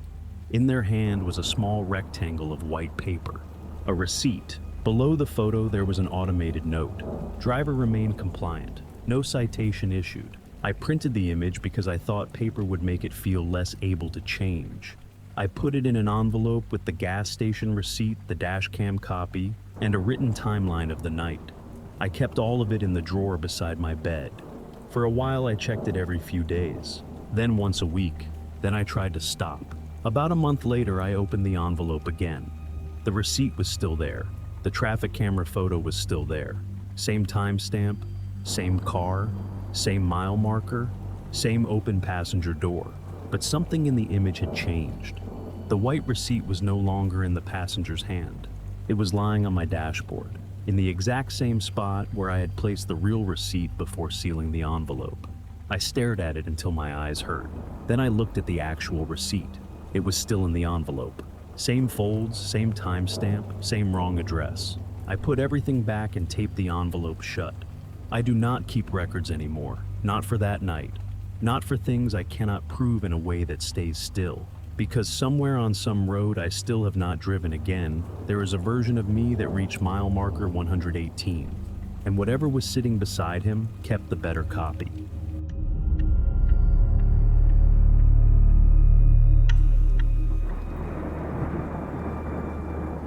My dad always told me that if a traffic stop felt wrong, ask for the officer's name and badge number.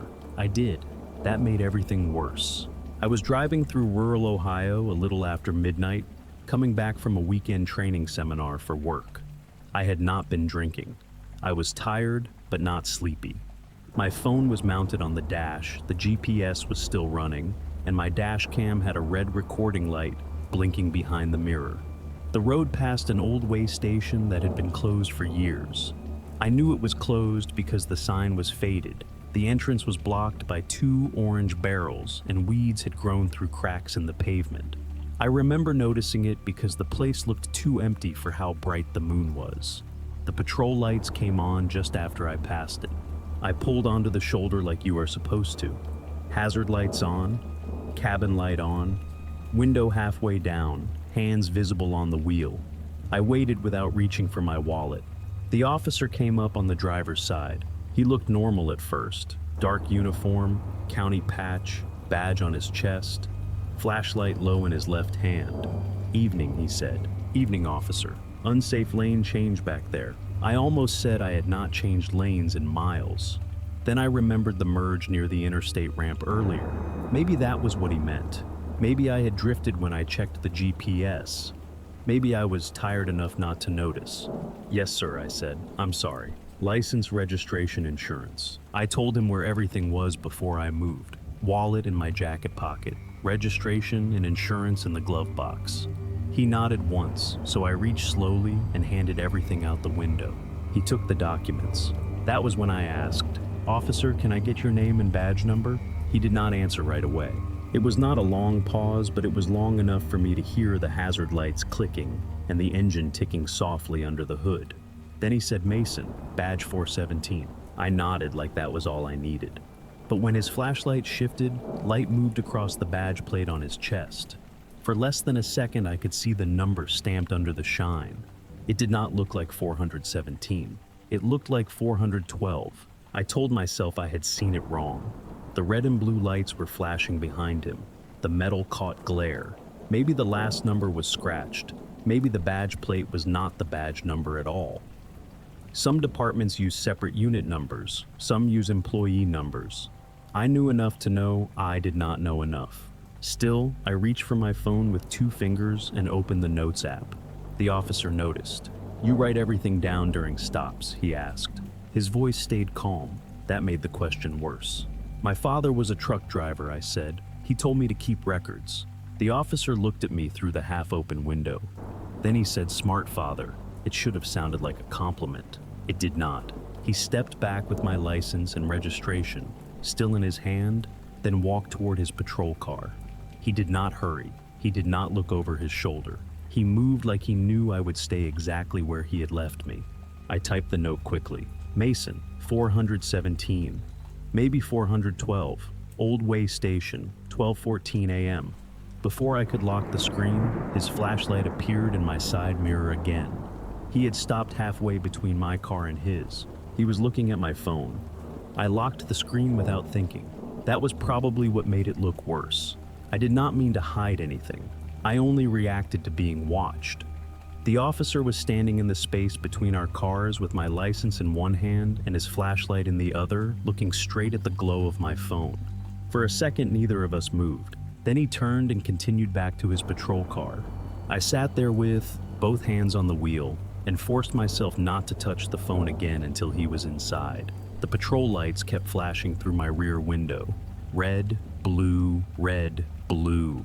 The Old Way Station sat ahead on the right, silent behind its faded gate. I waited 3 minutes, then 4. The officer did not come back. I checked the mirror. His driver's door was closed.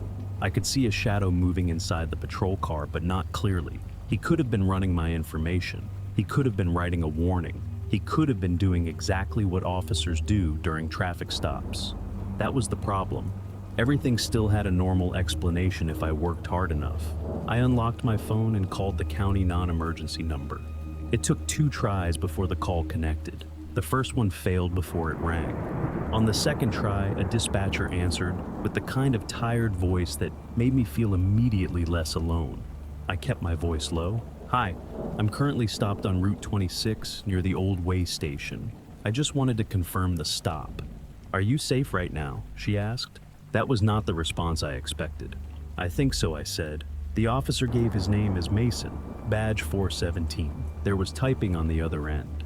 Then a pause. "What vehicle are you in?" I gave her the make, model, and plate. More typing. "The active stop I'm showing in that area is under Deputy Allen," she said, badge 390. I looked at the mirror. The patrol car was still there. "Allen," I said. "Yes, sir, Deputy Allen, badge 390. That's not what he told me." "Is the officer currently at your window?" "No." "Keep your doors locked," she said. "Do not exit the vehicle unless a confirmed marked unit instructs you to." My hand moved automatically to the lock button, even though the doors were already locked. The patrol car door opened behind me. My stomach tightened. "He's coming back," I said. "Keep the line open." I lowered the phone toward my lap, but did not hang up. The officer's boots crunched on the shoulder. His flashlight crossed the back seat, then the side mirror, then the edge of my window. He leaned down. "Who are you talking to?" I kept my face forward. "Dispatch." He did not blink. "Then they already told you I'm Allen." The words entered the car and stayed there. I had not said Allen out loud. The dispatcher's volume was low. The phone was near my thigh, not on speaker.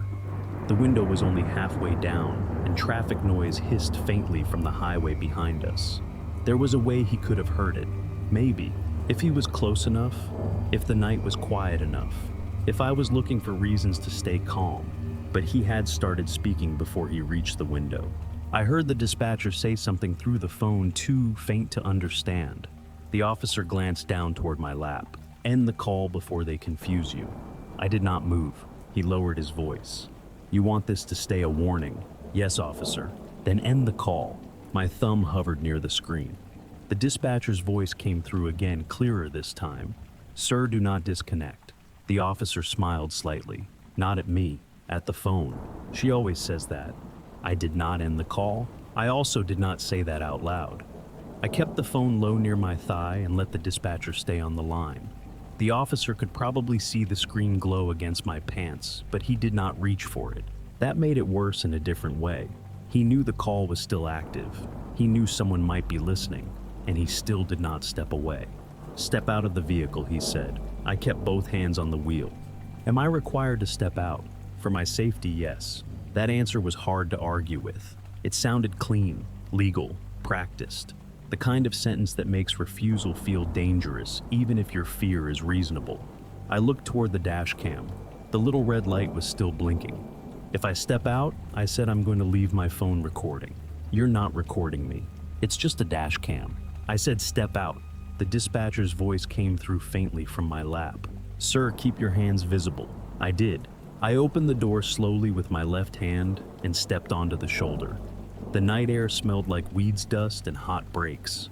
I kept the phone on the driver's seat screen facing up, call still connected.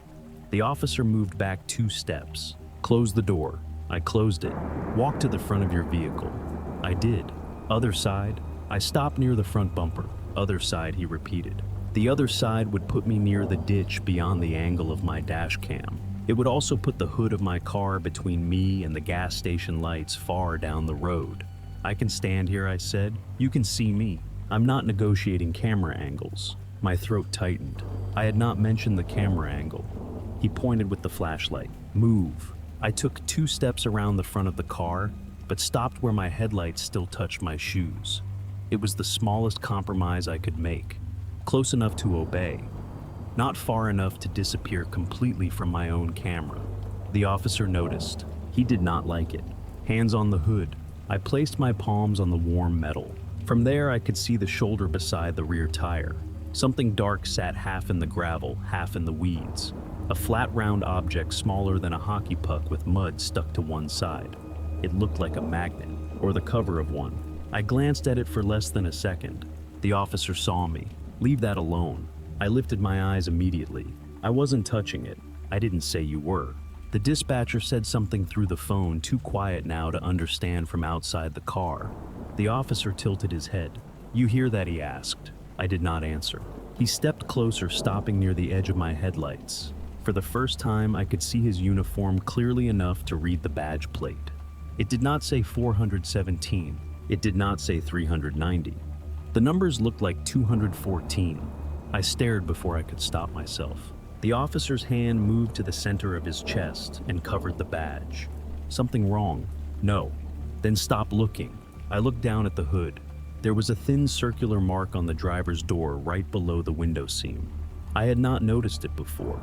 Dust had collected around the edge, making a pale ring in the paint, like something had been stuck there and pulled away. The dark object near the rear tire was not random. Something had been attached to my car, maybe before the stop, maybe during it, maybe while I sat there waiting for him to return from the patrol car. Turn around, the officer said. I did not move right away. Why? For a pat-down. I'll comply when the confirmed unit gets here, I said. It came out steadier than I felt. The officer took 1 step closer. Behind me, my phone speaker crackled from inside the car. This time I heard the dispatcher clearly. Sir, do not turn your back to him. I did not turn around. The officer had asked for it. The dispatcher had told me not to. Just like that, I was back inside another impossible instruction.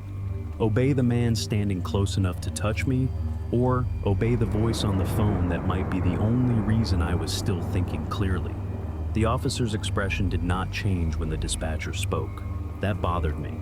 He should have reacted like someone caught doing something wrong. He should have looked angry or surprised, or at least annoyed that she was still on the line. Instead, he only looked tired, like this had happened before. Turn around, he said. I kept my hands flat on the hood. I would like another unit here. There already is one. I looked past him before I could stop myself. The highway behind the patrol car was empty. The old way station sat in the dark ahead of us. No second cruiser, no headlights, no doors opening, nothing. But in the reflection on my driver's side window, there was a pair of white headlights sitting behind his patrol car. I turned my eyes back to the road. The headlights were not there. Where I asked. The officer smiled slightly. "You keep missing what is right in front of you." The phone speaker crackled again from inside my car. "Sir, the dispatcher said the unit at your location is showing closed." The officer's face tightened. I did not know what that meant. Closed could mean anything. Closed call, closed unit, closed file. Police language has a way of sounding simple while hiding all the meaning from the person who needs it. "What does closed mean?" I asked. The dispatcher hesitated. The officer said, "Do not answer that." The dispatcher answered anyway. "That badge is not active." The officer's hand moved again toward his chest, covering the metal plate. I said louder this time, "Officer Mason, am I being detained?" His head tilted. "Alan, you told me Mason?" "No, I didn't." "You said Mason, badge 417. "Alan," he said, "badge 390. The exact numbers dispatch had given me. That should have made him more believable. It did not. Because I had seen the badge on his chest, and it was neither of those. It was 214, or something close enough that my brain had stopped trying to protect me from the pattern. A truck engine grew louder from the curve behind us. The officer heard it too. His eyes flicked toward the road. For the first time, he seemed to consider stepping back. I used that second. "I'm not resisting," I said loud enough for the phone and the road and anyone passing to hear. "I'm requesting a confirmed unit and staying where cameras can see me." The officer moved closer. "There are no cameras here." The truck came around the bend. Its headlights swept across my car, across the shoulder, across the patrol vehicle behind us. For a brief moment, everything became too bright. The old way station gate, the weeds, the dark object near my rear tire, the officer's uniform. His badge caught the light, only it was not a badge number anymore. It was blank, a smooth oval of metal on his chest. No name, no digits, no department seal, nothing engraved at all. The truck passed in a blast of wind. Darkness came back. The officer looked down at his own chest like he felt the absence there. Then he covered it with his hand. The dispatcher's voice came through again, not faint this time. "Sir, get back in your view. But back in your vehicle if you can do so safely." The officer said, "Stay where you are." Another impossible choice. But this one was different. The dispatcher's command led back to my locked car, my dash cam, my phone, and the road ahead. His command kept me outside, half hidden by the hood beside a dead-way station and a patrol car that did not seem to belong to one identity long enough to be verified. I took my hands off the hood slowly. The officer stepped toward me. I stepped backward. "Do not walk away from me." "I am getting back in my vehicle," I said. "I am driving to the nearest public place. I am not fleeing. I am scared." His face changed when I said that. Not anger, recognition. Like scared was the correct answer. I reached the driver's door. My phone was still on the seat, still connected. I grabbed it before sitting down. The dispatcher said, "Doors locked. Drive." The officer placed one hand on the top of my door before I could pull it shut. For half a second, we both held it. Then his eyes moved past me toward the empty passenger seat. He let go. I slammed the door, locked it, and put the car in drive. As I pulled away, I heard him through the cracked window. Not yelling, not threatening, just saying one sentence to someone I could not see. He noticed the third number. I did not look back until the way station was gone. The dispatcher stayed on the line while I drove. She told me not to speed, not to pull onto the shoulder again, and not to stop unless a marked unit pulled in front of me with another unit visible. Her voice was calm, but there was something clipped in it now. Less like routine procedure, more like she was reading from a rule she had hoped not to use. The patrol car did not follow with lights. For about a mile, I thought it had stayed behind.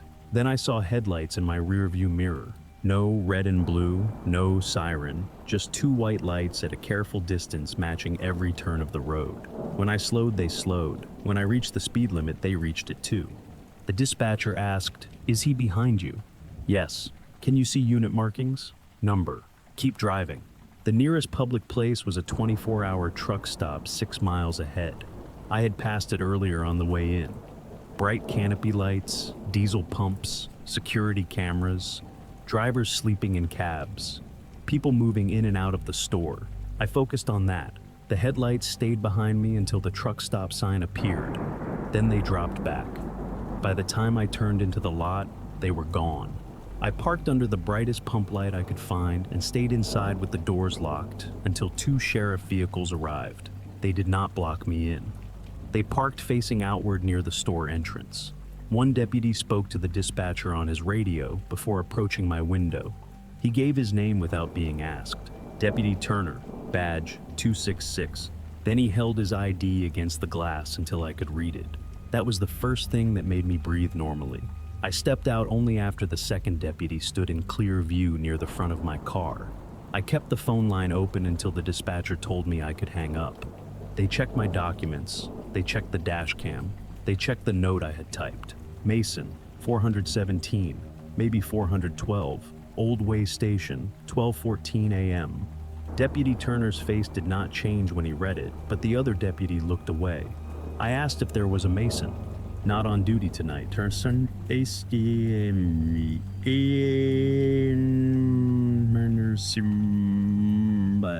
Badge 417. No active badge under that number in this county. What about Allen badge 390? He looked toward the highway before answering. Deputy Allen is real. He's off tonight. Also, he works 2 counties over. They both went quiet after I mentioned 214. I did not like that silence. Turner asked where I had seen it. I told him on the officer's badge, then on his chest before he covered it. I told him about the blank badge when the truck headlights hit him. The second deputy walked to my car and shined a flashlight along the driver's side doors. He found the circle below the window seam. Under the truck stop lights, it was clearer. A perfect pale ring in the dust about 3 inches wide. Near the rear tire, still stuck partly in the mud, was the black disc I had seen on the shoulder. It must have stayed attached to the lower panel when I drove away, then fallen off when I turned into the lot. The deputy photographed it before touching it. It was magnetic, flat, black, heavy for its size. It's a bit for its size. No brand, no label, no serial number. Turner asked if anyone had access to my car that weekend. I said no. He asked if I had stopped near the way station before the traffic stop. I said no. He asked if the officer ever touched the driver's door. I said not there, not that I saw. The dashcam audio gave them more than the video did. The image was mostly useless. Glare, flashlight wash, a shape at my window never clear enough to identify. But the voices were clean. Mason, badge 417. Then later, Allen, badge 390. Then the dispatcher saying the badge was not active. Then my own voice asking for another unit. Then near the end, as I pulled away, the officer saying he noticed the third number. Turner stopped the playback there. He did not ask to hear it again. 2 days later, I gave a formal statement at the sheriff's office. They told me the old way station had no working cameras. They told me the entrance had been blocked for years. They told me no official stop was logged under my plate that night. They did not tell me what 214 meant. I found that out by accident. A retired highway patrol officer called me after hearing about the incident from someone he knew at the sheriff's office. He asked if I was sure about the old way station. I said yes. He asked if I was sure about the number. I said 214. He went quiet. Then he told me there had been an officer with that badge number, not county, highway patrol. He had died 9 years earlier after a traffic stop near that same way station. Officially, it was a roadside medical emergency.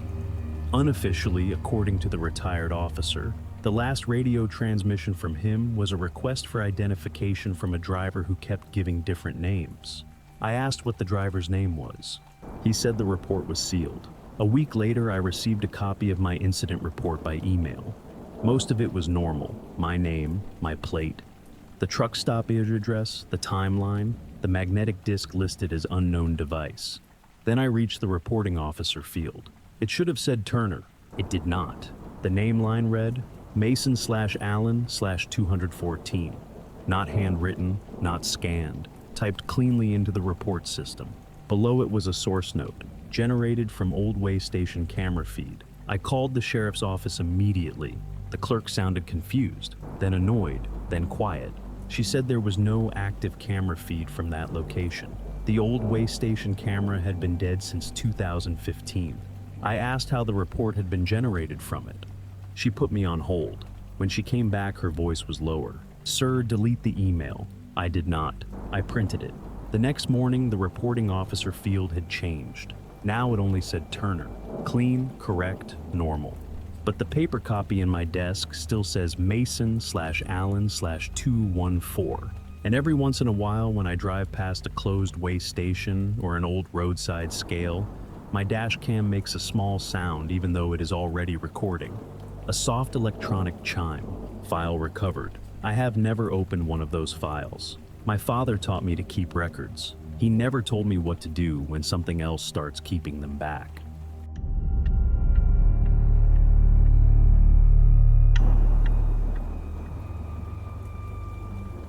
The first thing he said was not license and registration. It was do not call dispatch. I had not touched my phone yet. That is the part I keep coming back to. My phone was mounted on the dashboard screen, dark charging from the USB port. I had thought about calling dispatch the second the patrol lights came on behind me, but thinking something is not the same as doing it. At least it should not be. I was driving through rural Texas after leaving a friend's place outside Decatur. It was late, but not late enough for the road to feel completely dead. There were ranch gates, dark fields, mailbox clusters, and long stretches with no street lights. My truck had half a tank. My dash cam was recording. There was a gas station maybe 8 miles ahead if the map was right. The patrol SUV appeared behind me after a shallow curve. It stayed there for less than 30 seconds before the lights came on. I pulled over like I was supposed to. Hazard lights, window halfway down, cabin light on, hands on the wheel. I left the phone exactly where it was.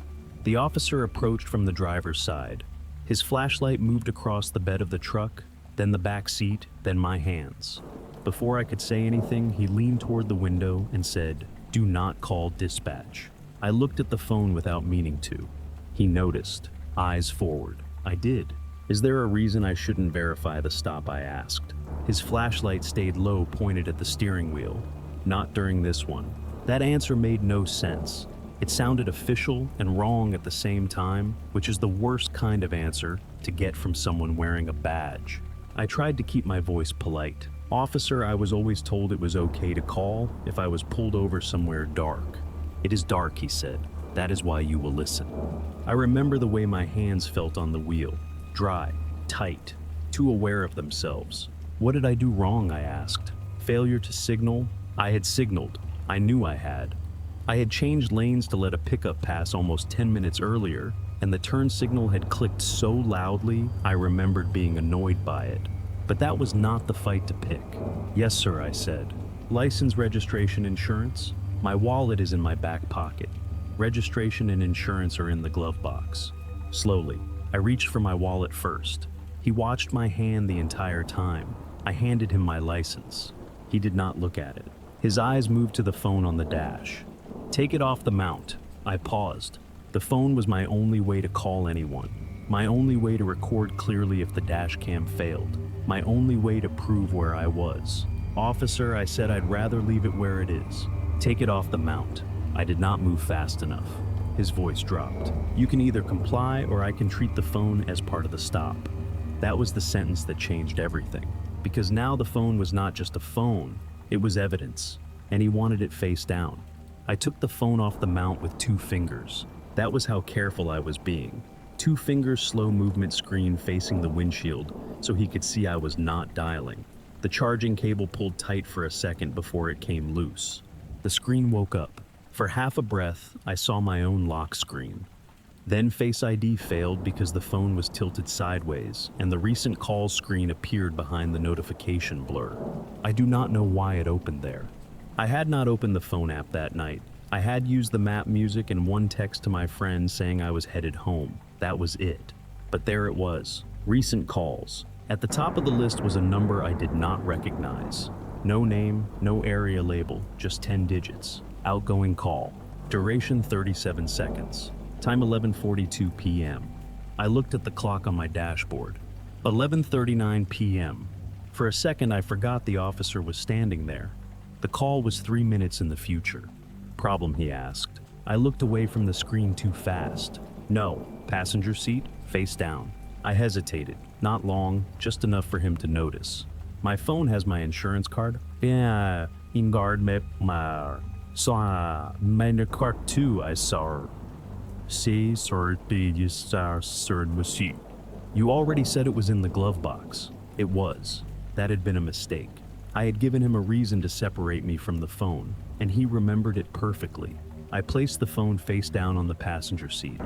The moment it touched the fabric, the officer said, "Good. Now, it can't make things worse." I looked at him. He was still holding my license, but he had not asked for the registration again.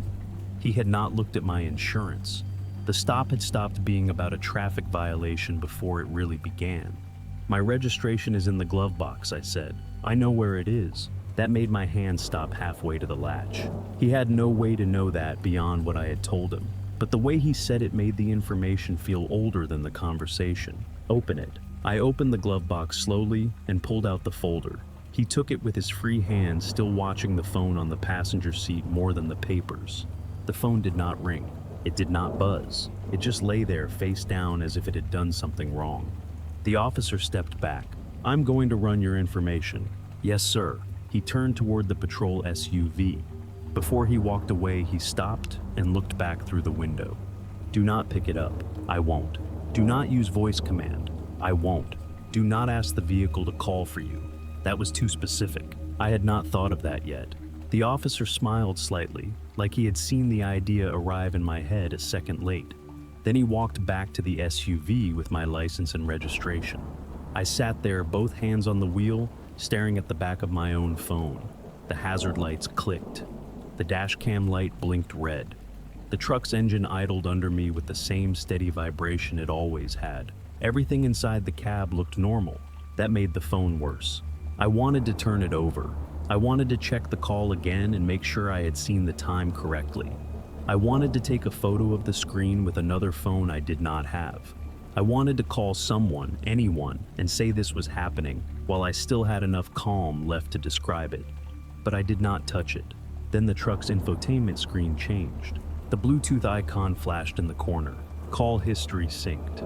The unknown number appeared on the dashboard display. Outgoing, 11:42 p.m., 37 seconds. The clock below it still said 11:40. My phone was face down. My hands were on the wheel. No call was active. Then the display changed again. Call ended. I heard a soft click from the speakers. The officer opened his patrol SUV door behind me. He came back faster this time. When he reached my window, he did not ask about my license. He did not mention my signal. He did not hand anything back. He looked directly at the infotainment screen. Then he said, "You called anyway." I looked at the infotainment screen because I did not know where else to look. The unknown number was still there. Outgoing, 11:42 p.m., 37 seconds. The dashboard clock still said 11:40. I didn't call anyone, I said. The officer leaned closer to the window. "Then why does your truck say you did?" There was no good answer to that, not one that sounded sane.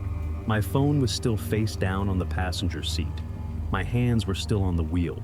The call had appeared before it could have happened, then ended without ever ringing. I don't know. That is usually what people say when they get caught. I'm not trying to hide anything. Then hand me the phone. I did not move. That was the first command I did not immediately obey. It felt dangerous even before anything happened. Refusing a request from someone in uniform does not feel like standing up for yourself. It feels like stepping onto thin ice and hearing the first crack. I'd prefer not to hand over my phone without another unit present, I said. The officer's face went still. There won't be another unit. The sentence was quiet. Certain, not a threat exactly, more like he was correcting a misunderstanding. My thumb pressed against the steering wheel seam. Then I'd like to stay in the vehicle. You do not decide that. He stepped back from the window. Open the door. I kept my voice flat. Am I required to step out? Yes. For what reason? To verify you are alone with the device. Device, not phone. Device. I looked at the passenger seat. The phone lay black against the fabric. I could see my own reflection faintly in the dark screen, nothing else. Then it vibrated, not like a call, not like a text. A short pulse, then another. The officer saw my eyes move. Do not touch it. The phone screen lit up while still face down. A thin glow leaked around the edges where it met the seat. A sound came through the speakers. Not the phone speaker, the truck speakers. At first it was static, low and dry. Then a voice played from inside the cab. Do not call dispatch. It was the officer's voice. The exact sentence he had said at my window. Same tone, same flat delivery, but the recording sounded older somehow, like it had been copied too many times from one system to another. The officer did not look surprised. That scared me more than the recording. He only said, "Turn it off." I'm not touching it. Turn it off. I am not touching the phone. The recording played again. Do not call dispatch. Then a second line followed. This one had not happened yet. Subject refused phone surrender. My mouth went dry. The officer heard it too. I know he did because his jaw tightened. He reached for the door handle. The door was locked. Unlock it. I did not. The phone vibrated again. The infotainment screen changed from call history to an active call screen. Unknown number. Timer running. 0001. 0002. The phone was still face down. The officer pulled the handle once. Unlocked the door. The call timer kept counting. 0005. 0006. A voice came through the speakers again. Not the officer this time. Lower. Harder to place. Do not exit the vehicle. The officer stepped back from the door like the sound had pushed him. For the first time, he looked toward his patrol SUV. I looked too. The SUV was there, lights flashing, driver door open, empty seat visible through the windshield. But the radio inside it was moving with static loud enough that I could hear it through my half-open window. The officer was standing beside my truck. His radio was on his shoulder. The voice was coming from the SUV too. Do not exit the vehicle. He turned back to me. You need to end that call. I didn't start it. You need to end it now. The timer reached 30 seconds. The voice came through one last time. Drive to lights. Then the call ended at 37 seconds. The screen went dark. The officer stood outside my window, breathing harder than before. Not angry, not confused, afraid. That was when I understood something worse than him being fake. Maybe he was not in control either. He looked at me and said, "If you leave, I will report you as fleeing." I believed him. That was the trap. The threat was paperwork, charges, a warrant, a report with my name in it, something official enough to follow me home. But staying meant opening the door for a man who had ordered me not to verify him, tried to take my phone, and stood beside a patrol SUV that was now broadcasting the same voice as my truck. I put my right hand on the gear shift. "I am driving to a public place," I said loud enough for the dash cam. "I am not refusing. I am not fleeing. I am scared and I am going somewhere with lights and cameras." The officer's eyes moved to the dash cam, then back to me. "Do not make this worse." The phone still face down lit up one more time. No call screen, no number, just a single notification. Route found, gas station ahead, 6.8 miles. I shifted into drive before I could lose my nerve. The officer stepped back from the window, but did not move away from the truck completely. He stayed close enough that the side mirror almost brushed his uniform when I eased forward. I expected him to shout. I expected him to grab the door handle again. I expected the patrol SUV behind me to slam into motion with lights and siren. None of that happened. He only watched. That made it harder to leave than if he had yelled. A calm officer standing in your mirror makes you question yourself. Maybe I was overreacting. Maybe the call had been a glitch. Maybe the voice through the speakers had been some emergency alert, some crossed signal, some weird Bluetooth error. Maybe I was turning a bad traffic stop into a charge I would spend months explaining. Then my phone lit up on the passenger seat. Gas station ahead, 6.8 miles. I kept driving. Slow at first, too slow. 5 miles under the limit with both hands clenched around the wheel. The patrol SUV stayed on the shoulder behind me for maybe 10 seconds. Then its headlights moved. It pulled onto the highway. The red and blue lights were still flashing, but there was no siren. It followed at a distance that looked almost polite. Not close enough to ram me, not far enough to let me forget it was there. I raised my voice. Call 911. The truck's system chimed, calling unknown number. No, I said, cancel. It did not cancel. The call connected before I could say anything else. Static filled the speakers again, mixed with fragments of radio traffic. Numbers, codes, a voice far away saying something about a unit being unavailable. Then the same low voice came through. Keep driving. I looked at the rearview mirror. The patrol SUV flashed its high beams once, then again, like a warning. I'm trying to call police, I said, because I needed the dash cam to hear me. My phone is not calling 911. The unknown voice answered after a second. Dispatch is not part of this stop. My throat went tight. The patrol SUV drifted closer behind me. For a moment, I thought about pulling over again. It is hard to explain how strong that instinct is. When the lights are behind you, pulling over feels like gravity. It feels like the only legal shape your body is allowed to take. But the gas station was ahead. People, cameras, lights. I said that out loud like a checklist. Public place, cameras, witnesses. The voice through the speaker said lights ahead. The call timer kept running. 0021, 0022, 0023. The patrol SUV turned its red and blue lights off. That was worse. Without the emergency lights, it stopped looking like a traffic stop and started looking like a vehicle following me through the dark. Just headlights now, white and steady, matching my speed. I reached the next curve and saw the gas station sign in the distance, small and yellow against the black fields. The phone call ended at 37 seconds. The speakers went silent. Immediately, my phone screen went dark again. The patrol SUV stayed behind me until the gas station parking lot came into view. Then it slowed. I signaled before turning because even then I could not stop thinking like a person being watched by law enforcement. I pulled into the lot under the brightest canopy light. There were 3 cars at the pumps, a pickup with a horse trailer, a sedan near the front door, a delivery van parked by the side of the building. Inside, I could see a cashier behind the counter and someone standing near the coffee machines. The patrol SUV turned in behind me. It did not park at the pumps. It stopped near the edge of the lot where the light barely reached. No emergency lights, no open door, no officer stepping out, just the vehicle sitting there. I put the truck in park but left the engine running. My doors were locked. My phone was still face down. I did not touch it yet. I picked it up only after counting 3 people inside the store and 2 cameras above the pumps. The screen opened to the call log. Unknown number, outgoing, 37 seconds. Time 11:42 p.m. The dashboard clock now said 11:42. For the first time that night, the time matched. That did not comfort me.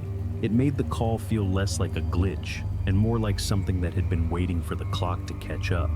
I dialed 911 manually, 1 number at a time. This time I watched the screen until it said emergency call. The patrol SUV at the edge of the lot turned off its headlights. The dispatcher answered, 911, what is your emergency? I almost could not speak. Then I saw the cashier looking out at me through the glass, confused but real, and I forced the words out. I'm at a gas station off Route 287. I was pulled over by someone in a patrol SUV. He told me not to call dispatch. I think he followed me here. The dispatcher asked for my name. I gave it. She asked for my plate. I gave it. Then she said, stay in your vehicle with the doors locked. Real units are on the way. I looked toward the edge of the lot. The patrol SUV was still there, dark, silent. Then its driver's side door opened. No one got out. The dispatcher asked, sir, are you still with me? I watched the open door. Yes, I said. From the passenger seat, the unknown number called again. The unknown number was calling, while 911 was still on the line. That should not have been possible, or maybe it was. I do not know enough about phones to say that with confidence. All I know is what I saw. The emergency call stayed active at the top of the screen, and below it the unknown number pulsed like a second heartbeat. Incoming call. Unknown number. I did not answer. The dispatcher kept talking. Sir, do not interact with any other calls. Stay on this line. I am, I said. The unknown call stopped after 1 ring. Then it started again. Across the parking lot, the patrol SUV sat at the edge of the light, with its driver door open. I still could not see anyone standing beside it. The inside looked empty from where I was parked, but the angle was bad and the gas station lights reflected off my windshield. The cashier had moved closer to the front window. He was holding the store phone against his ear now. The person near the coffee machines was gone. A man from the horse trailer pump stood outside his truck, watching the patrol SUV with one hand on his open door. That helped. Witnesses help until they look scared too. The dispatcher said real units were 2 minutes out. The unknown number called a third time. This time my truck answered it. The speakers clicked. The 911 call was still active on the phone, but the unknown voice came through the truck speakers low, under the dispatcher's voice. Subject attempted to contact dispatch. The dispatcher stopped talking. I heard her inhale. Then she said, "Sir, what was that?" "I don't know." The voice through the speakers continued. Subject remained non-compliant. Subject moved to public location. Subject has witnesses. The patrol SUV door across the lot swung slightly in the wind. No one got out. The dispatcher said much more firmly, "Do not leave your vehicle. Do not approach that unit." I wasn't going to. Red and blue lights appeared on the road behind the gas station. 2 marked sheriff vehicles turned into the lot from the opposite entrance. They did not come in fast. They did not box me in. One parked near the store. The other parked between my truck and the dark patrol SUV. The moment their headlights crossed the edge of the lot, the SUV's open door closed by itself. Not slammed, just pulled shut. Then its headlights came on. For 1 second I thought it was going to drive away. Instead, the entire SUV seemed to dim. The lights did not shut off all at once. They thinned the way a reflection disappears when you change angle. The hood lost shape first, then the windshield, then the roofline. By the time the first deputy stepped out of his vehicle, there was nothing parked there. Only dark pavement at the edge of the lot, and one rectangle of dust where tires had been. The real deputies approached exactly the way I needed them to. One stayed back. One came to my window with both hands visible. He gave his name before I asked. He showed his badge to the glass. He told me the dispatcher was still on the line and that I could keep my phone connected. I unlocked the door only after he said my name, my plate, and the name of the dispatcher I had been speaking with. They checked the parking lot first. No patrol SUV, no officer, no plate hit, no unit dispatched to my original stop. The cashier showed them his security footage. It showed my truck pulling in. It showed me sitting under the canopy lights. It showed the dark SUV stop near the edge of the lot. Then when the sheriff vehicles arrived, the footage broke into static for 4 seconds. After the static, the SUV was gone. The deputy watched it twice. Then he asked for my dash cam. The dash cam audio had everything. The first command at the roadside, "Do not call dispatch." The unknown call. The voice telling me to drive to lights. The line at the gas station. Subject attempted to contact dispatch. The video showed less. Too much glare. Too much darkness.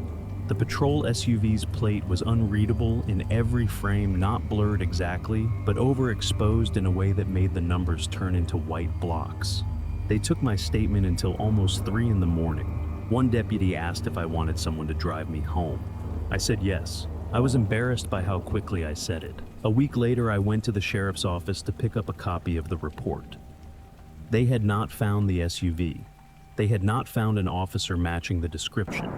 The unknown number did not come back to a normal carrier record, at least not one they would explain to me. The deputy printed part of the call log from my phone. On my device, it still showed outgoing. Unknown number, 11:42 p.m., 37 seconds. Then I checked my phone bill when it posted at the end of the month. That same call was listed differently. Incoming, answered automatically, 37 seconds. I do not have auto answer enabled. I checked. My sister checked. The guy at the phone store checked while pretending he did not think I was crazy. There was one more thing. On the itemized bill, the number was not unknown anymore. It had a label. Public safety routing. I called the phone company. The first person said it was probably a system classification. The second person said calls sometimes route strangely near county borders. The third person put me on hold for 20 minutes and came back with a voice that sounded careful. He told me there was no billable call under that number. I said I was looking at it. He said I understand. Then he told me to contact local dispatch if I had concerns. I did not call dispatch. Not about that. A few nights later, curiosity got worse than fear. I used an old prepaid phone and called the number. It rang once. Then the line opened into police scanner static. For nearly 10 seconds, there were only fragments. Unit numbers, road names, someone saying code 4, someone else saying unable to locate. Then a calm voice read my full name, my plate number, the highway, the mile where I had pulled over. And then in the exact same flat tone as the officer at my window, it said, "Do not call dispatch." I threw the prepaid phone into a storm drain behind a grocery store. I know that was stupid. I know it was evidence. But by then I was done keeping proof that kept changing shape. I still drive at night sometimes. I have to. Texas does not get smaller just because you are afraid of empty roads. But if I see lights behind me now, I do not pull onto the shoulder unless there is a store, a station, or another person nearby. And before I stop, I call 911 with the phone in my hand. Most dispatchers understand. One time, one of them did not say anything for almost 5 seconds. Then she asked me very quietly, "Has someone already told you not to?"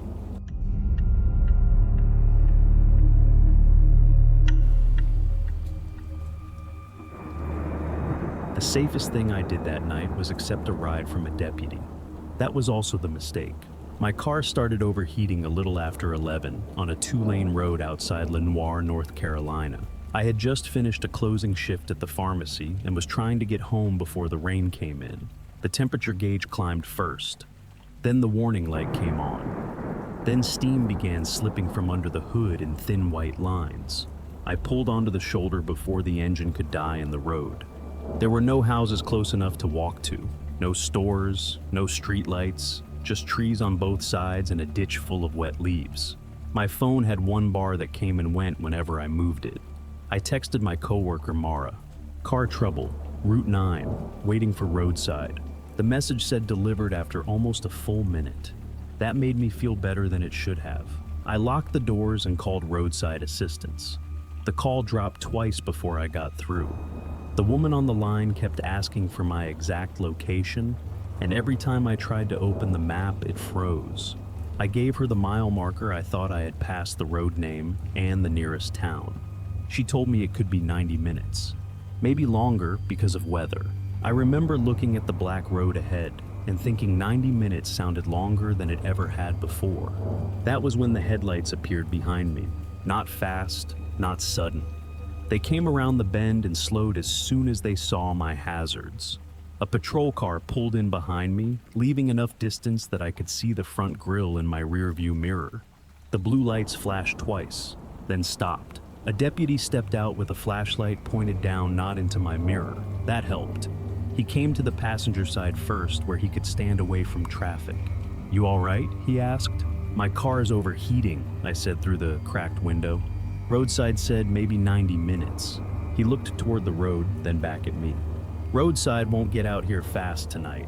I can give you a courtesy ride to Miller's Diner. They've got a landline." I had not mentioned Miller's, but I knew the place. Everyone in that stretch of county did. It was the only diner open late, and probably the closest place with people inside. That was the first thing I explained away. He knew the area. Of course, he knew the diner. "Can I stay here with the car?" I asked. "You can," he said, "but I wouldn't recommend it, not with the rain coming in, not alone." He did not say it like a threat. He said it like someone trying to be helpful. That made it harder to refuse. I asked if he could wait while I locked the car and got my things. He nodded. "Take your phone, wallet, keys. Leave the rest." I did exactly that. Phone, wallet, keys, pharmacy jacket zipped up to my chin. I locked my car and checked the handle twice. The deputy opened the rear passenger door of his patrol car. "Back seat?" I asked. "Policy," he said. "Transport rides go in back." That sounded reasonable. A lot of things did before I sat down. The back seat was warmer than my car. That was the first thing I noticed. Heat coming from the front vents, soft and steady, carrying the smell of old vinyl damp uniforms and coffee. After 10 minutes on the shoulder, with steam coming from my hood, the warmth made me relax before I meant to. The deputy closed the rear door for me. The sound was heavier than I expected. He walked around to the driver's side and got in without rushing. The front door shut. The locks clicked. Then he adjusted the mirror so he could see me. "You're okay back there?" he asked. "Yes, thank you. No problem." He pulled away from my car slowly. I turned to look through the rear window as we passed it. My hazards were still blinking. Red, red, red. Then the trees swallowed the car behind us. For the first 30 seconds, I felt grateful. That is embarrassing to admit, but it is true. I was off the shoulder. I was warm. I was with someone who looked like help. My coworker knew where I had been. My phone was in my hand. The diner was supposed to be close. Then I started noticing the car. There was no divider between the front and back seats. No cage, no plastic partition. I had been in a patrol car once before, after a fender bender, just to give a statement out of the rain, and I remembered the divider because it made everything feel official. This car did not have one. There was no laptop mounted near the dashboard either. No glowing screen, no map, no call log. The radio was there, but it was silent. Not low, not crackling, silent. I told myself small counties had older cars. Maybe this one was an unmarked support unit with lights added. Maybe not every patrol car looked the way television taught me it should. The deputy glanced at me in the mirror. "Long shift." "Yeah," I said. "Closing?" "Pharmacy gets rough this time of night." I looked up. I was wearing my pharmacy jacket, but the logo was small and half covered by my seatbelt. Maybe he saw it when I walked from my car. Maybe the reflective lettering on the sleeve caught his flashlight. Maybe he had good eyes. "Sometimes," I said. "People come in desperate after 9, he said. "Pain meds, antibiotics, things they should have handled earlier." That was true enough to feel normal and specific enough to feel wrong.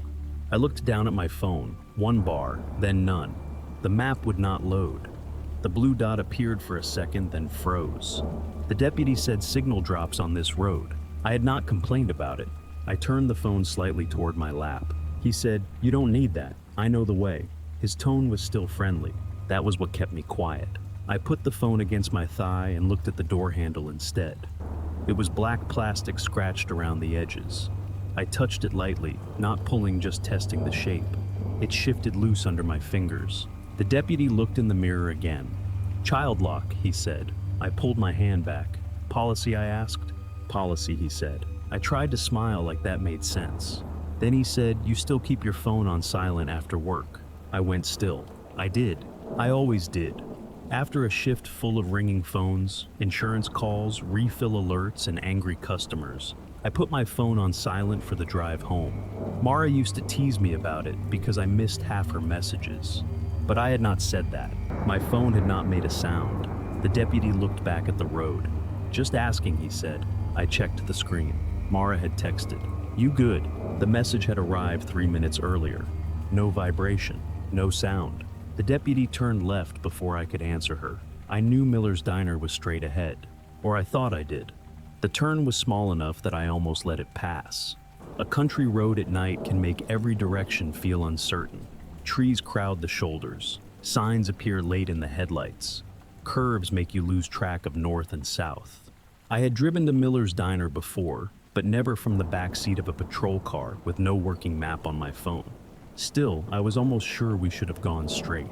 "Isn't Miller's the other way?" I asked. The deputy did not look back. "Bridge is out." That was reasonable. Roads washed out all the time in that part of the county. I had seen detour signs stay up for months after storms. The sky had been threatening rain all evening. "Okay," I said. I wanted it to be okay. The road narrowed after the turn. The painted center line disappeared. Branches reached over the pavement, and the headlights caught wet leaves stuck flat to the asphalt. My phone still showed no service. The map was a gray grid with a frozen blue dot. The deputy said no signal back there. That's why I stopped when I did. I looked at him in the mirror. The sentence sounded helpful until I heard it again in my head. He had not said that was why I found you. He had said that was why I stopped when I did, like timing mattered. I slipped the phone into my jacket pocket and put my hand near the door handle again. Not to open it, not really, just to know what I had. The handle moved loose under my fingers, then stopped. There was no resistance from the latch, no click, nothing connected on the other side. The deputy's eyes met mine in the mirror. "Child lock," he said again. I nodded as if I had forgotten. My foot shifted on the floor mat. Something hard touched the side of my shoe. I looked down without moving my head too much. A black zip tie lay under the edge of the rubber mat. It had been cut cleanly through one side, leaving the loop half open. There was dried mud on it and a few strands of hair or fiber caught near the cut. I did not pick it up. That felt important. If I picked it up, he would know I had seen it. If I ignored it, maybe I could still act normal long enough to reach lights. The deputy said people leave trash everywhere. I looked back up. I had not asked. The heater hummed. The tires hissed over wet pavement. The radio stayed silent. How far is the diner? I asked. Close. How close? Close enough. That was not an answer. A sign appeared on the right, caught briefly in the headlights. Miller's Diner, 2 miles. The arrow pointed left. The deputy kept going straight. My mouth went dry. I think the diner was that way, I said. That's the old sign. It looked pretty new. He smiled faintly in the mirror. Signs lie out here. I looked at my phone again. Still no service. Mara's last text sat unanswered. You good? I typed, without sending because there was no signal. In patrol car. Route wrong. Need help. The message stayed gray. Not delivered. The deputy slowed near another road, then turned right. This one had no sign at all. I made myself breathe through my nose. I made myself keep my voice soft. I'm starting to feel a little sick, I said. Car sick. Maybe. Or the stress. I just need to get somewhere with a restroom. We'll stop soon. Could we stop at Miller's? He did not answer right away. The road dipped, and for a moment the headlights pointed only at pavement and fog. Then he said, "You're safer in here than out there." That should have been comforting. It was not, because outside was dark, but inside the doors did not open. I kept my eyes on the floor because looking at him in the mirror felt too much like admitting I knew. The zip tie was still half hidden under the rubber mat. It moved slightly whenever the car turned, scraping against the plastic edge with a dry little sound. I tried not to think about what it had been used for. I tried not to think about why it had been cut instead of thrown away. The deputy drove with both hands low on the wheel. No radio, no laptop glow, no dispatch chatter, just road noise and heat and the small trapped sounds of my own breathing in the back seat. I shifted my foot away from the zip tie. That was when I noticed the receipt. It was folded once and stuck between the floor mat and the seat rail, almost invisible unless you were looking down. White paper, creased, a little damp at one corner. I did not pick it up with my hand. I used the side of my shoe and dragged it toward me slowly, inch by inch, every time the car moved over a rough patch of road. The deputy looked at me in the mirror. I stopped. He looked back at the road. I moved it again. By the time the receipt reached my heel, I could read the top. Miller's Diner. My chest tightened. I lowered my eyes without moving my head. The receipt listed one item, black coffee. Below that was the time, 11:52 p.m. The dashboard clock said 11:41. I stared until the numbers blurred. Maybe the car clock was wrong. Maybe the receipt was old. Maybe the diner register had been wrong when it printed. I gave myself every explanation in order the way you hand someone papers through a window, one after another, calmly, politely. Then the deputy said, "You drink coffee after midnight." I froze. The receipt was still on the floor down by my shoe. I had not touched it. I had not lifted it. From the front seat, he should not have been able to read it. Sometimes I said, "You will tonight." I looked up. His eyes were on the mirror, not the road. I realized then that he was not taking me somewhere. He was taking me to a version of somewhere that had already been written down. My phone buzzed once in my jacket pocket. I did not pull it out. If it was Mara, the message probably had not sent. If it was the map, it probably still had no signal. If it was something else I did not want to know while I was locked in the back seat. "I'm going to be sick," I said. The deputy's eyes stayed on me. "Car sick. I think so. I need you to pull over. Not on this road." "Then Miller's," I said. "Please, I need a restroom. We'll stop soon." "I'm serious." My voice cracked on the last word. I hated that it did. But maybe that helped. Maybe fear sounded enough like nausea to be useful. The deputy slowed slightly. For 1 second, I thought he might stop on the dark road. That would have been worse. Out there, no cameras, no people, no witness to say I had ever been in the car. "Not here," I said quickly. "Please, the diner. I can make it to the diner." He drove without answering. The road bent left. Through the trees ahead, I saw a weak yellow glow. A sign appeared, Miller's Diner. I had never been so relieved to see fluorescent light. The deputy turned into the lot. There were 3 vehicles outside, a pickup with a cracked windshield, a semi parked along the side, an old sedan near the front door. Inside, I could see a waitress wiping a counter and someone sitting alone in a booth. People, light, windows. The patrol car rolled to a stop near the entrance. I put my hand on the door handle before he said anything. It did not open. Of course it did not. The deputy turned off the headlights but left the engine running. "I have to let you out," he said. His voice had gone gentle again. That made my skin crawl. He opened his door and stepped out. I slipped the receipt under my palm, folding it into my fist. I did not know why I kept it. Evidence, maybe, or proof that I was not imagining the numbers. He came around to the back passenger door. Before he opened it, he leaned toward the window. "You always ask for lights too late," he said. Then the lock clicked. The deputy opened the door like nothing was wrong. He even stepped back to give me room. That almost made me doubt myself again. Dangerous people in stories grab you. They whisper threats. They block the exit. He did none of that. He opened the door, held one hand lightly on the top of the frame, and waited like any deputy helping a stranded woman out of the back seat. I stepped out with the receipt folded inside my fist. The air outside smelled like rain and fryer oil. The diner windows glowed yellow. I could see a waitress behind the counter, a trucker sitting alone near the back, and a cook moving behind the pass-through window. I kept my eyes on them, not on the deputy, not on the car. "You all right?" he asked. "I just need the restroom." "Go ahead." I walked, not ran. That was deliberate. If this was somehow normal, I did not want to look hysterical. If it was not normal, running might make him chase me before I reached the door. The diner bell rang when I stepped inside. The waitress looked up from wiping the counter. She was maybe in her 50s with tired eyes and a pencil tucked behind one ear. "Honey, are you okay?" That sentence almost broke me. I tried to answer normally. Nothing came out right. "Can you call 911?" I asked. "Please?" The waitress did not ask why. She picked up the landline beside the register. That was when I looked back through the window. The patrol car was parked outside exactly where I had left it. Engine running, no headlights.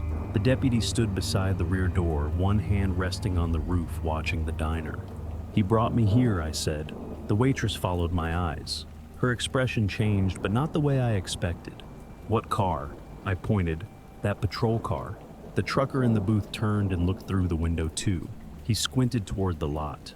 "There's no patrol car out there," he said. I stared at him, then back through the glass. It was there. I could see it. Dark body, light bar, driver door closed, rear passenger door slightly open, the deputy still standing beside it.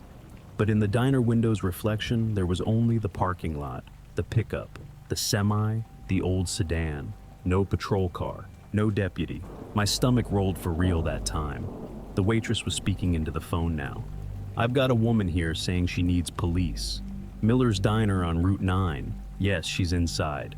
I opened my hand and looked at the receipt. Miller's Diner, black coffee, 11:52 p.m. The wall clock above the pie cooler said 11:47. I placed the receipt on the counter with 2 fingers. The waitress glanced down. Her face went still. "Where did you get this?" "In his car." She looked toward the register, then toward the cook who had stopped moving behind the window. "We haven't printed that yet," she said. The trucker stood from the booth and walked to the window. He looked out longer this time. "I see your car," he said. "My car broke down miles back." "Then what did you come in from?" I looked through the glass again. The patrol car was still there. The deputy raised one hand, not waving, just showing me that he knew I was looking. The waitress put the phone down but did not hang it up. "Real deputies are coming." I nodded. The trucker moved closer to the door, then stopped before opening it. "Lady," he said slowly, "there ain't a cruiser out there." The deputy turned toward him through the glass. The trucker took one step back from the door. Maybe he did see something then, or maybe he only saw my face. The receipt printer behind the counter clicked. Everyone heard it. The waitress turned around. A fresh receipt slid from the machine, white paper curling under the plastic teeth. No one had touched the register. No one had ordered anything. The waitress tore it off with a shaking hand. I already knew what it would say before she read it. Miller's Diner, black coffee, 11:52 p.m. The same as the receipt I had brought in. Only this one had one extra line at the bottom. Courtesy ride. The waitress whispered, "What the hell is this?" Outside, the patrol car's rear door swung shut. I heard it through the glass. Heavy. Final? The waitress looked up sharply. This time she saw the empty space where the sound had come from. The deputy was gone. The car was gone too. But the parking lot lights flickered once, and in the window reflection, I saw myself standing at the counter. Behind me, where no one was standing, there was a shape in a dark uniform. Only for a second. Then the bell above the diner door moved. Not rang. Just moved like someone had opened the door very carefully and stepped inside without letting it sound.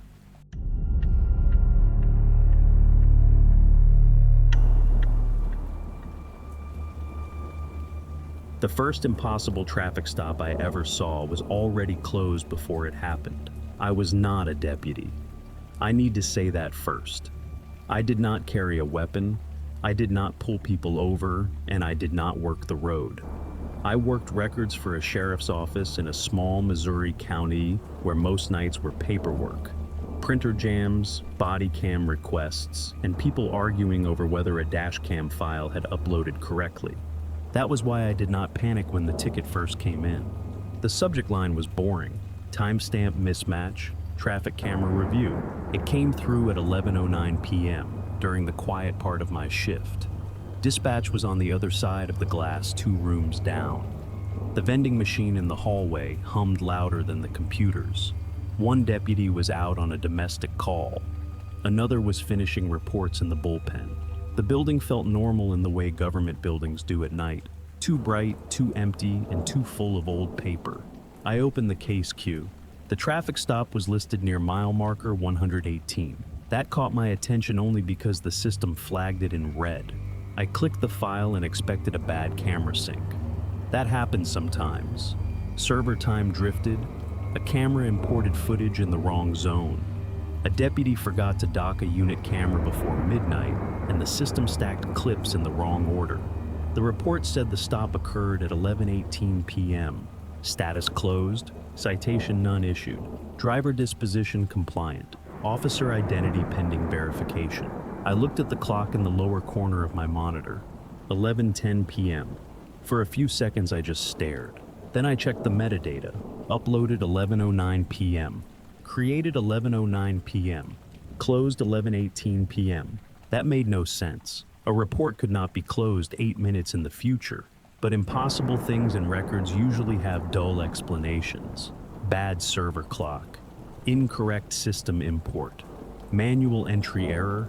I had seen enough broken software to know that the first answer was usually incompetence, not horror. I opened the attached image. It loaded slowly line by line. Black and white traffic camera still. Rural shoulder, empty road. A sedan pulled off near a reflective marker. Passenger door open a few inches. Cabin light on. Someone sitting behind the wheel with both hands high like they were trying very hard to be visible. The marker beside the car was clear, 118. Below the photo, the system had added an automated note. Driver remained compliant, no citation issued. I leaned closer to the screen. Something about the image felt familiar, but not in a way I could place. It looked like every traffic stop photo, and none of them. The open passenger door was too still. The driver's posture was too careful. The road around the car looked empty enough to feel staged. I checked for the unit number. Blank, officer name. Blank, badge, pending verification. Then I clicked the source folder. That was when the room changed. Not physically. The lights did not flicker. No door opened, no radio screamed, nothing like that. The change was smaller and worse. The folder name was not a case number. It was not a camera ID. It was not a county archive label. It read, Compliance Stops, 118. I remember my hand leaving the mouse. Not because I understood what it meant, because some part of me understood that a traffic stop should not have a folder name like that. A training file might, a test folder might, a bad joke from IT might, but not live evidence. I checked the file path twice. Active archive, current year, restricted access, My login was still attached at the bottom of the screen. Reviewed by pending. That bothered me. Usually once I opened a file, the system logged my username immediately. This one did not. It waited. Like I had not done enough yet to count. I backed out of the folder. The system froze. For 3 seconds, the cursor would not move. Then the image reopened by itself. Same sedan, same marker, same open passenger door. Only now there was a small white rectangle visible on the dashboard. I zoomed in. It looked like a receipt. I had the sudden stupid thought that I should not be looking at it alone. Then a new line appeared under the image. Review required before contact. I had not typed anything. I had not selected anything. Across the glass in the dispatch room, someone laughed at something normal. A chair rolled back. A radio clicked. Ordinary sounds close enough to make me feel foolish for being afraid of a file. I took a breath and did what record staff are supposed to do. I made a note. Possible timestamp error, source folder mislabeled, officer identity missing, requires supervisor review. When I hit save, the note vanished. In its place, the system filled in one sentence. Driver did not reach 118. Record reached driver first. I read the sentence 3 times. Driver did not reach 118. Record reached driver first. It was not written like an error message. It was not written like a note from another employee either.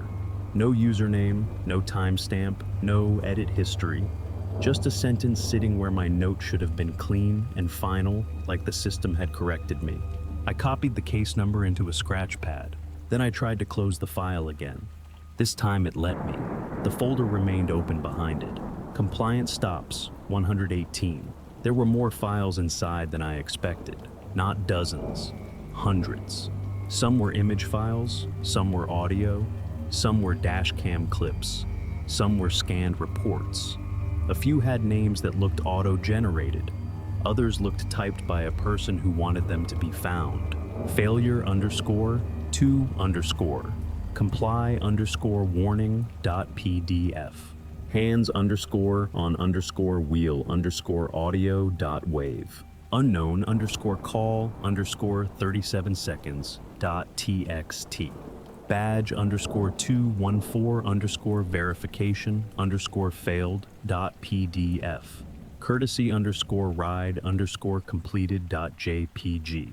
I did not open any of them at first. I only stared at the names. I had worked enough public records requests to know that cases repeat language. People say the same things during stops. Officers use the same phrases. Reports have templates. None of that should have felt personal. But those names did not feel like templates. They felt like labels for things that had already happened to someone, then been filed before the person understood what had happened. I clicked to the audio file because it was short. Dispatch not part of stop.wave. The media player opened in a small window. For 6 seconds there was only static. Then a voice came through low and distant, like it had been recorded from inside a closed vehicle. Dispatch is not part of this stop. I hit pause so hard the mouse slid against the desk. Across the glass, dispatch was still normal. One operator was sipping from a travel mug. Another was typing with one shoulder holding a phone to her ear. No one looked toward records. No one seemed aware that a file had just said something that made the whole building feel less safe. I checked the file properties. Created 11:11 p.m. Duration 37 seconds. Reviewed by pending. That word again. Pending. I backed up to the folder list. Another file near the bottom had a thumbnail preview too small to understand. I clicked once, not twice, just to select it. The preview enlarged on the right. It showed the inside of a diner, a counter, a receipt printer, a woman standing near the register with both hands flat on the laminate surface. Her face was too blurred to identify. In the window behind her, the parking lot reflected back without any patrol car in it. The file name read, ride_completed_millers_diner.jpg. I closed the preview. My hands felt cold even though the room was warm. I told myself there could be an explanation. Training material, misfiled evidence from a regional database, a restricted archive I had never seen before, some old internal investigation with poor naming standards. It was still possible. Then I saw the newest file. It had been created less than a minute earlier. back_at_118_employee_review.tmp. I did not open it. That was the first smart thing I did that night. Instead, I flagged the entire folder for supervisor review and called the on-call records supervisor from the desk phone. Her name was Denise. She had worked there for 17 years and treated every system issue like a personal insult. If anyone could tell me I was looking at a corrupted archive or a permissions problem, it was her. She answered on the fourth ring. What broke? That was how Denise said hello after 10 p.m. I have a timestamp mismatch in traffic camera review, I said. Mile marker 118. The source folder looks wrong. The line went quiet. Not a bad connection quiet, a human quiet. What folder name, she asked. Compliance stops, -118. She did not ask me to repeat it. She did not ask what system I was in.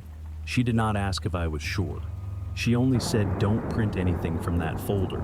I looked over my shoulder at the evidence printer. It sat in the corner, under the wall clock, a sleep tray, empty green light, steady. I wasn't going to print. Good. What is this? Close it. I tried. It keeps reopening. Then log out. I have to document the access. No, Denise said that bus and Sun said. Her voice had changed. Denise never sounded scared. Annoyed, yes. Tired constantly, but not scared. Now she sounded like she had moved away from someone else in her house before answering. Listen to me, she said. Do not print. Do not export. Do not email yourself anything. Do not put your name into a note field. My login is already on the file. No, it isn't. I looked at the bottom of the screen. Reviewed by pending. She was right. My login should have been there. It was not. How do you know that, I asked. Denise did not answer. Behind me, the printer clicked. One small sound. Then the warm-up cycle began. I turned slowly. The green light blinked. The paper tray shifted. Denise, I said. Her voice dropped to almost a whisper. You didn't print, did you? No. The printer fed one sheet. On the phone, Denise said, do not touch it with your bare hands. The printer pushed the page out slowly. That was what I remember most. Not the fear, not at first. The slowness. The small mechanical patience of it. The rollers turned, the paper slid forward, and the room filled with that warm toner smell every records office has at night. I kept the phone pressed to my ear. Denise, I said, what is happening? Are you alone? In records, yes. Dispatch is next door. Can they see you? I looked through the glass. One dispatcher was still at her station. The other had stepped away. From where she sat, she could see part of my room, but not the printer corner. Not clearly. Put gloves on. That was when I started to understand she was not treating it like a computer problem. There was a box of nitrile gloves in the evidence drawer. I opened it with one hand, phone held between my shoulder and ear. My fingers did not want to work right. The first glove tore when I pulled it on too fast. I threw it away and tried again. The printer finished. One sheet rested in the tray. I did not pick it up immediately. Read it without touching it, Denise said. I leaned over the tray. It was a traffic stop report, not the one I had opened. This one had no driver name at the top. No plate, no vehicle make. Only the fields that mattered filled in with clean black text. Location mile marker 118. Disposition compliant. Citation none. Officer identification Mason/Allen/214. I stopped reading. Those names had been in the folder. Separate files, separate records. Now they were typed together in one official field, like the system had decided all three were true enough. Denise, I said, it says Mason/Allen/214. She made a sound under her breath, not a word, something smaller. Do not correct it. I wasn't going to. I mean it. Do not type into that report. Do not change a field. Do not mark it as error. That went against every part of my job. If it is wrong, I have to flag it. No, if you flag it, you acknowledge it. The printer tray sat between us and the room. I looked at the page again. At the bottom, there was a line I had not seen before. Record awaiting chain entry. My name field below it was blank. I understood then why Denise told me not to touch it with bare hands. Evidence protocol was built around contact. If I handled it bagged, it labeled it, entered it, I became part of the record. The system wanted that, or something did. What do I do with it, I asked. Use an evidence envelope. No handwritten case number. Then how do I label it? You don't.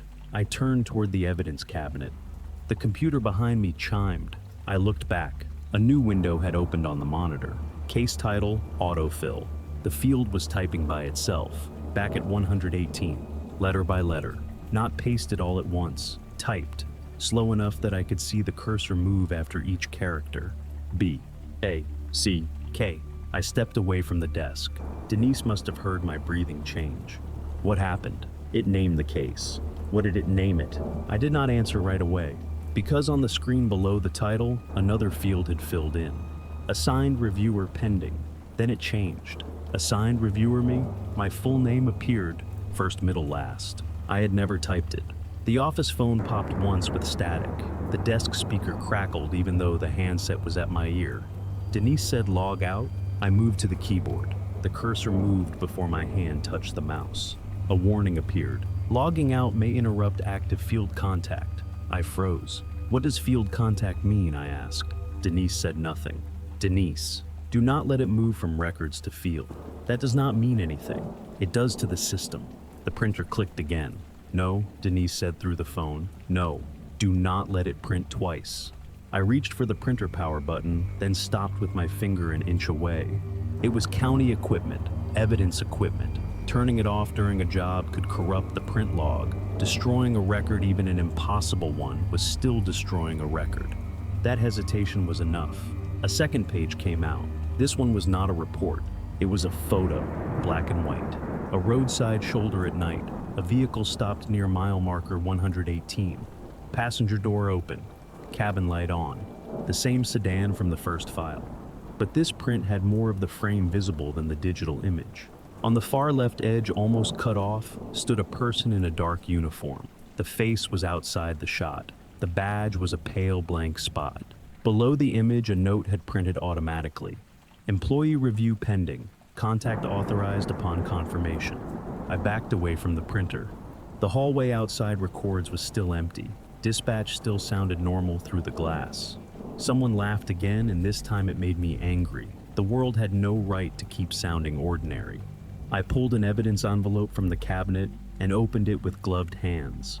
I slid both pages in without writing anything on the outside. As soon as the paper entered the envelope, the computer chimed. Chain entry created. Reviewed by me. I had not entered it. I had not scanned it. I had not touched the keyboard. On the phone, Denise whispered, "You bagged it. You told me to. I told you not to label it. I didn't." The monitor refreshed. A new status appeared. Employee accepted transfer. The room felt smaller. I looked at the envelope in my hands. For the first time that night, it felt less like paper and more like something I had agreed to carry. I put the envelope on the desk and stepped away from it. That felt childish, like moving away from a spider in a room you still had to work in. But I needed distance. From the paper, from the screen, from the words employee accepted transfer. Denise was still on the phone, breathing quietly. "I need you to listen," she said. "Check the room camera. The record's room camera." "Yes." "Why?" "Because if the system says you accepted transfer, it will try to show where you went." I looked up at the ceiling camera in the corner above the file cabinets. Small black dome, red indicator light. It had always been there. I had never thought about it much. That was the point of security cameras after a while. They became part of the ceiling. I sat back down, keeping my hands off the envelope, and opened the internal camera review panel. Denise said, "Do not use the live feed first. Use recorded." That detail scared me. Why? Because live lies faster. I did not ask what that meant. I opened the last 15 minutes of records room footage. There I was, sitting at the desk, phone to my ear, looking toward the printer, standing, putting on gloves, moving too carefully. Everything matched.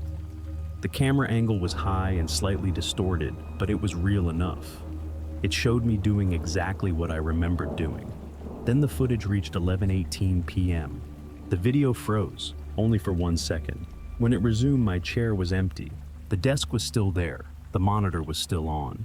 The envelope was on the desk. The printer light was blinking. But I was gone. I checked the actual clock on the wall. 11:16 p.m. My skin went cold from my shoulders down. "Denise," I said, "it's showing 11:18. Do not wait for 11:18. The camera review continued. At 11:18 p.m., according to footage that had not happened yet, the records room door opened from the outside. I stepped in from the hallway. Not the me sitting there watching. Another version of me. Same black cardigan. Same county ID clipped to my waistband. Same hair pulled back badly because I had done it in the car before work. Same evidence envelope in my left hand. The other me crossed the room, placed the envelope on the desk, and stood very still. Then she looked directly up at the camera. I slammed pause. My own face stared down at me from the monitor. Expression blank. Not scared, not confused. Compliant. I pushed back from the desk so fast the chair hit the filing cabinet. Denise said, "What did you see?" Me. "Where?" "In here." "Doing what?" "Coming back." Denise was quiet for half a second too long. "Do not be in that room at 11:18. I am in this room now. Then make sure someone else is with you when the clock changes." I looked through the glass toward dispatch. Only one operator was visible now, Kelly. She had her headset on and was typing into CAD. The second chair was empty. I picked up the internal phone and pressed the extension for dispatch while still holding Denise on my cell. The line clicked. Static. Not normal phone static. Radio static. Dry and flat like an open channel in a parked car. "Kelly," I said. No answer. Then a voice came through. Employee remained compliant. I hung up so hard the receiver bounced in the cradle. Denise said, "What?" "I'm going to get Kelly."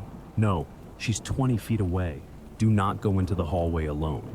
I looked at the camera panel again. The hallway view was available in the left menu. I clicked it. The hallway outside records appeared on screen. Empty. Fluorescent light. Beige walls. The door to dispatch closed. Vending machine at the far end. The rear exit beyond it with the little red exit sign glowing above the frame. The timestamp showed 11:17 p.m. I rewound the hallway camera to 11:18 p.m. The system allowed it. The future footage opened. The hallway was not empty.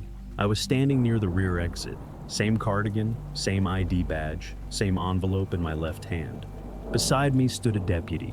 I could not see his face. He was turned slightly away from the camera, one hand near the rear door, the other resting lightly near my elbow, not grabbing me, not forcing me, guiding. His badge caught the camera light. No number, just a pale blank spot. The rear door opened outward into darkness. In the parking lot beyond it, a patrol car waited with its rear passenger door open. I leaned closer before I could stop myself. The window of the patrol car reflected something that should not have been there. A road shoulder, a reflective marker, 118. The video skipped. The rear door closed. The hallway was empty again. I backed out of the footage. A warning appeared. Camera review acknowledged. I did not click anything. The wall clock moved to 11:17. 1 minute. I stood up. Denise said, "Talk to me." "The hallway camera says I leave through the back door in 1 minute. Then do not leave through the back door." "I'm not planning to leave at all." Planning does not matter once it has a record. That sentence landed harder than anything else she had said. I looked around the room for something solid, something simple. The desk, the filing cabinets, the stapler, the box of gloves, my coffee cup with my lipstick on the lid. Objects that proved I was here now. The computer chimed. New field note added. I did not want to look. I looked anyway. Subject awaiting escort. From the hallway, someone knocked on the records room door. 3 soft taps. Not urgent. Polite. I turned toward the glass. No one stood there. The knock came again. 3 taps. Denise whispered, "Do not answer it." The wall clock clicked over to 11:18 p.m. The camera feed on my screen refreshed by itself. Live view, records room, empty. My chair was empty. The desk was empty. The envelope was gone. But I was standing in the middle of the room, phone in my hand, looking at a monitor that said, I was not there. The live camera showed an empty room. I was standing in that room. That was the moment my fear changed shape. Before that, I was still thinking like an employee. I was thinking about file access audit trails, evidence handling supervisor instructions, and whether I had accidentally triggered something restricted. After the camera stopped seeing me, I understood that the system was not just wrong. It had chosen a version of the room where I was already gone. The knock came again. 3 soft taps on the records room door. I could see the door from where I stood. No one was there. Through the glass, dispatch still glowed blue and white beyond the hallway. Kelly was still at her station headset on, turned slightly away from me. I raised one hand and waved toward the glass. She did not look up. I stepped closer to the records room window and waved harder. Nothing. Denise was still on my cell phone. "Can you see yourself on live?" she asked. "No." "Then do not use the door. What am I supposed to use? Stay where the real people can find you." That was such a small sentence, but it helped. Real people. That became the rule. Not systems, not cameras, not printouts. People. I moved to the desk phone and dialed dispatch again. Static. I hung up before the voice could start. Then I used my cell phone to call the front desk line, not the internal extension. It rang twice. Kelly answered with the bored voice she used for after-hours calls. "Sheriff's office." "Kelly, it's me. I'm in records." A pause. "Where?" "Records." Another pause. I watched her through the glass. She was looking at her monitor, not at me. "No, you're not," she said. My mouth went dry. "I am looking at you through the window." Kelly turned then, not toward me, toward the hallway, camera monitor beside her station. Her face changed. "What the hell?" "Come to records," I said. "Bring someone with you. Do not come alone." Before she could answer, the printer started again. I turned toward it. Denise said, "Do not touch anything else." "I'm not." The printer fed one sheet, then another, then a third. This was no longer one report, it was a packet. The first page slid into the tray face up. Traffic camera still. Mile marker 118. I knew the image immediately, even though I had only seen it on the screen before. The sedan on the shoulder, passenger door open, cabin light on. The driver sitting too straight with both hands high on the wheel. But this print had metadata across the bottom that the digital preview had not shown. Record source employee review pending. Reviewed by my full name. Review time 11:18 p.m. I looked at the wall clock. 11:19. It had caught up. Or I had. The second page printed. It was a zoomed crop of the passenger seat. Grainy high contrast, almost useless until I stared at it long enough. A hand rested on a lap inside the dark car. In that hand was a white receipt. Below the crop a note read, "Passenger held receipt. Receipt later relocated to dashboard." I remembered the first image from the folder, the receipt on the dashboard, the line that had replaced my note. Driver did not reach 118. Record reached driver first. This was not a bug, it was a chain. A record moving ahead of the person, then pulling the person into place behind it. The third page printed last. It was not from mile marker 118. It was from the records room camera, a still frame of the room at 11:18 p.m. Empty. No me, no envelope, no packet in the printer. Under the image, the system had typed, "Employee departed records for field contact." I backed away from the printer. The knock came again.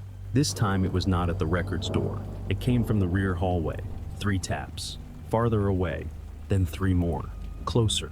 Like someone was moving door to door through the building, knocking politely at each room until I accepted the version of events already printed. My monitor changed. A new window opened over the camera feed. Transport status. Subject my full name. Location mile marker 118. Status awaiting transport. Officer courtesy unit. I did not know whether to laugh or cry when I saw that last part. Courtesy unit. The words made me think of every phrase people use to make control sound harmless. Courtesy ride, routine stop, safety check, verification, compliance. Each one clean, each one official, each one easier to accept than the truth. Kelly appeared outside the records room glass. She was not alone. Deputy Turner from night shift stood beside her, with one hand near his radio and the other empty at his side. Real person, real uniform, real face I recognized. He looked directly at me through the glass. Relief hit me so hard my knees almost gave. Kelly pointed to the door. I shook my head. She mouthed, "Open it." I held up my phone and spoke into it. "Tell her not to use the back hallway." Kelly lifted her phone to her ear. We were still connected. Why? Because the system says I already left that way. Kelly looked past the records room toward the rear exit. Deputy Turner followed her gaze. At the far end of the hallway, beyond the vending machine, the rear door stood open. It had been closed a minute ago. Cold air moved down the hall hard enough to make a stack of forms flutter on the records counter. There were patrol lights outside, not bright, not flashing fully, just a soft red-blue pulse against the far wall, like something parked out back was waiting with its lights turned low. Deputy Turner took one step toward the rear hall. I slammed my palm against the glass. No, he stopped. Good, he heard me. The monitor behind me chimed. Field contact delayed. A second later, corrective entry generated. The printer woke again. I did not turn around at first. I knew I should not. Every time I looked, I became more involved. Every page made the printed version stronger, but the sound of paper coming out behind me was worse than seeing it. I turned. One final sheet slid into the tray. It was a report. Subject my full name. Location mile marker 118. Status awaiting transport. Disposition non-compliant delay. Recommended action complete transfer. Below that, a checkbox had already been marked. Employee aware. I had not marked it. I had only read it. From the hallway, a voice spoke. Not Kelly. Not Deputy Turner. A calm male voice just outside the records room door. Ma'am, open the door. Kelly stepped back from the glass. Deputy Turner looked toward the empty spot beside the door. He could not see anyone, but he heard it. I saw that he heard it. His hand moved to his radio. The voice outside the door spoke again, patient and professional. We need you to come with us. The monitor refreshed. A new line appeared. Employee verbally instructed. I whispered into the phone. Denise. She answered immediately, as if she had been holding her breath the whole time. Do not respond to the voice. I looked at the page in the printer tray. Employee aware. Employee verbally instructed. The system was not waiting for me to obey anymore. It was building obedience out of proximity, out of hearing, out of awareness. I covered my ears with both hands. The voice outside the door lowered, hands where I can see them. The monitor added one more line. Employee placed hands visible. That was when I understood the worst part. Compliance did not require consent. It only required a record that said you had complied. I kept my hands over my ears until Deputy Turner opened the records room door. Not the voice outside the door. Turner. I know because Kelly stood beside him, one hand on his shoulder, and Denise was still on my phone telling me not to move until I saw someone I knew. Turner held his badge up to the glass before he touched the handle. Then he said my name. My real name. Not subject, not employee, not driver. My name? That was what made me move. The second he opened the door, the voice stopped. Not faded, not moved away. Stopped like someone had cut audio from a file. Turner did not step inside right away. He looked past me, first toward the printer, the envelope, the monitor, the stack of pages. Then he looked at me. You are physically in records, he said. It was the strangest comfort anyone has ever given me. Yes, I said. Kelly was crying quietly in the hallway. I had never seen her cry before. She kept looking toward the rear exit where the door still stood open and the faint red-blue pulse still touched the far wall. Turner radioed for another deputy to secure the back entrance. The radio cracked twice, then answered with static. No voice. Turner lowered the radio. We are going out of the front, he said. Denise spoke through my phone. Good. Front only, no back hallway. Turner heard her and did not ask why. That helped too. He told me to leave the papers where they were. I did not argue. I wanted to take them because every part of me still thought evidence mattered, but evidence had become part of the trap. The system wanted me to carry records. It wanted my hands on the envelope. It wanted chain of custody.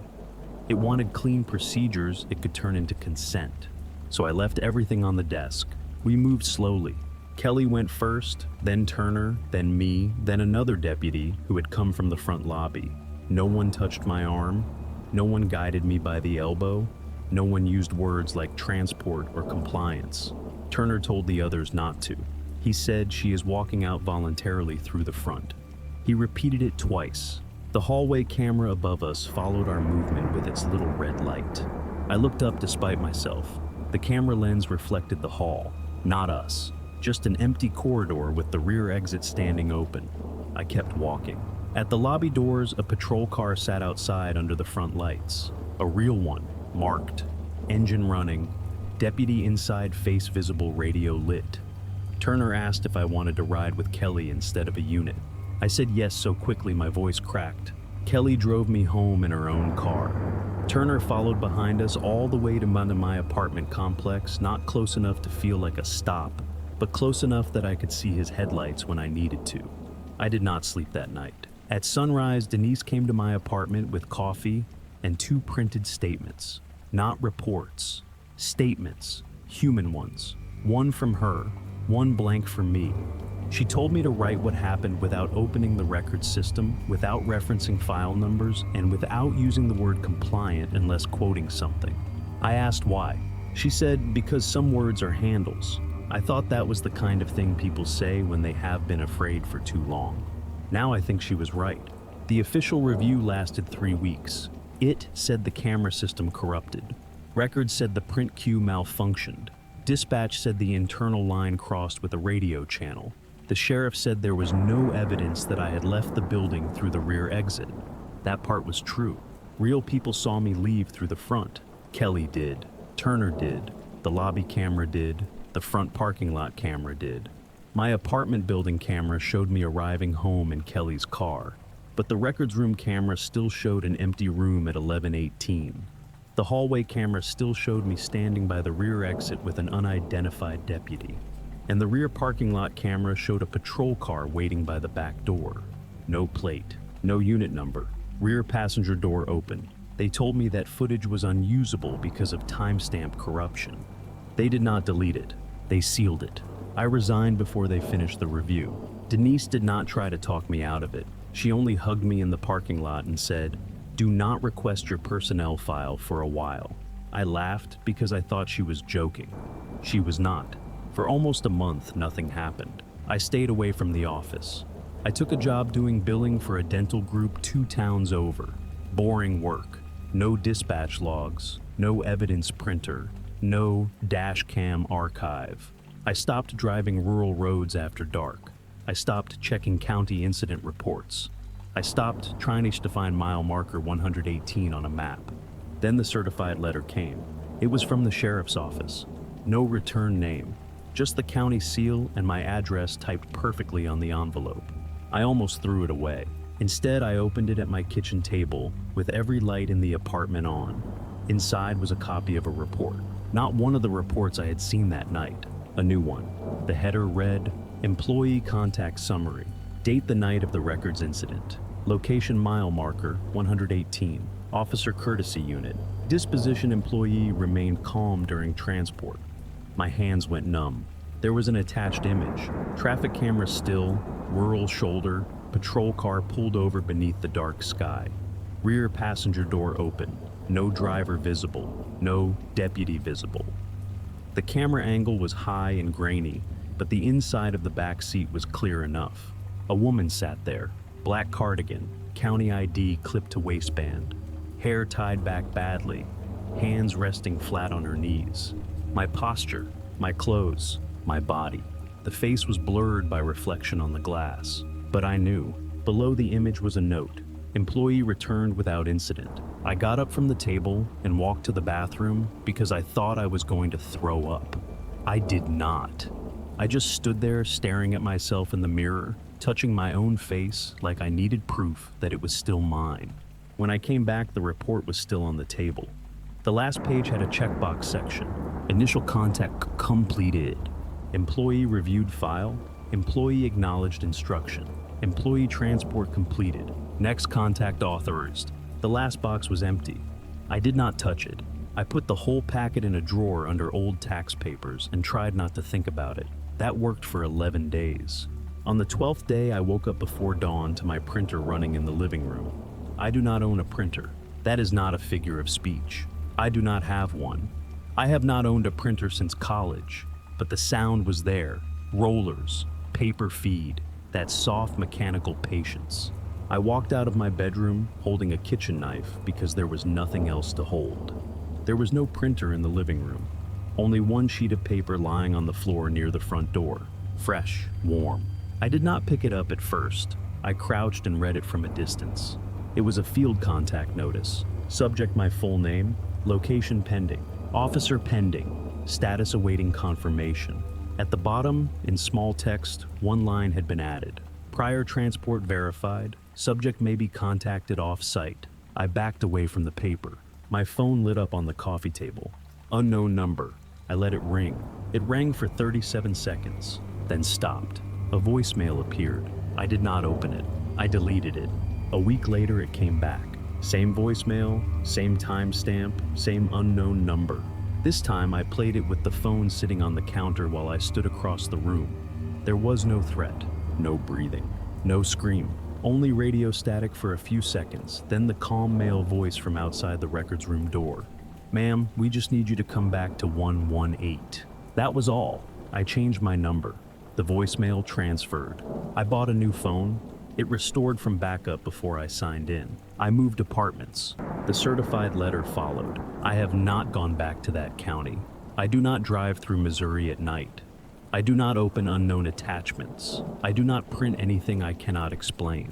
But sometimes when I pass a patrol car on the shoulder, helping someone else, I feel my hands go flat against my knees before I notice I am doing it.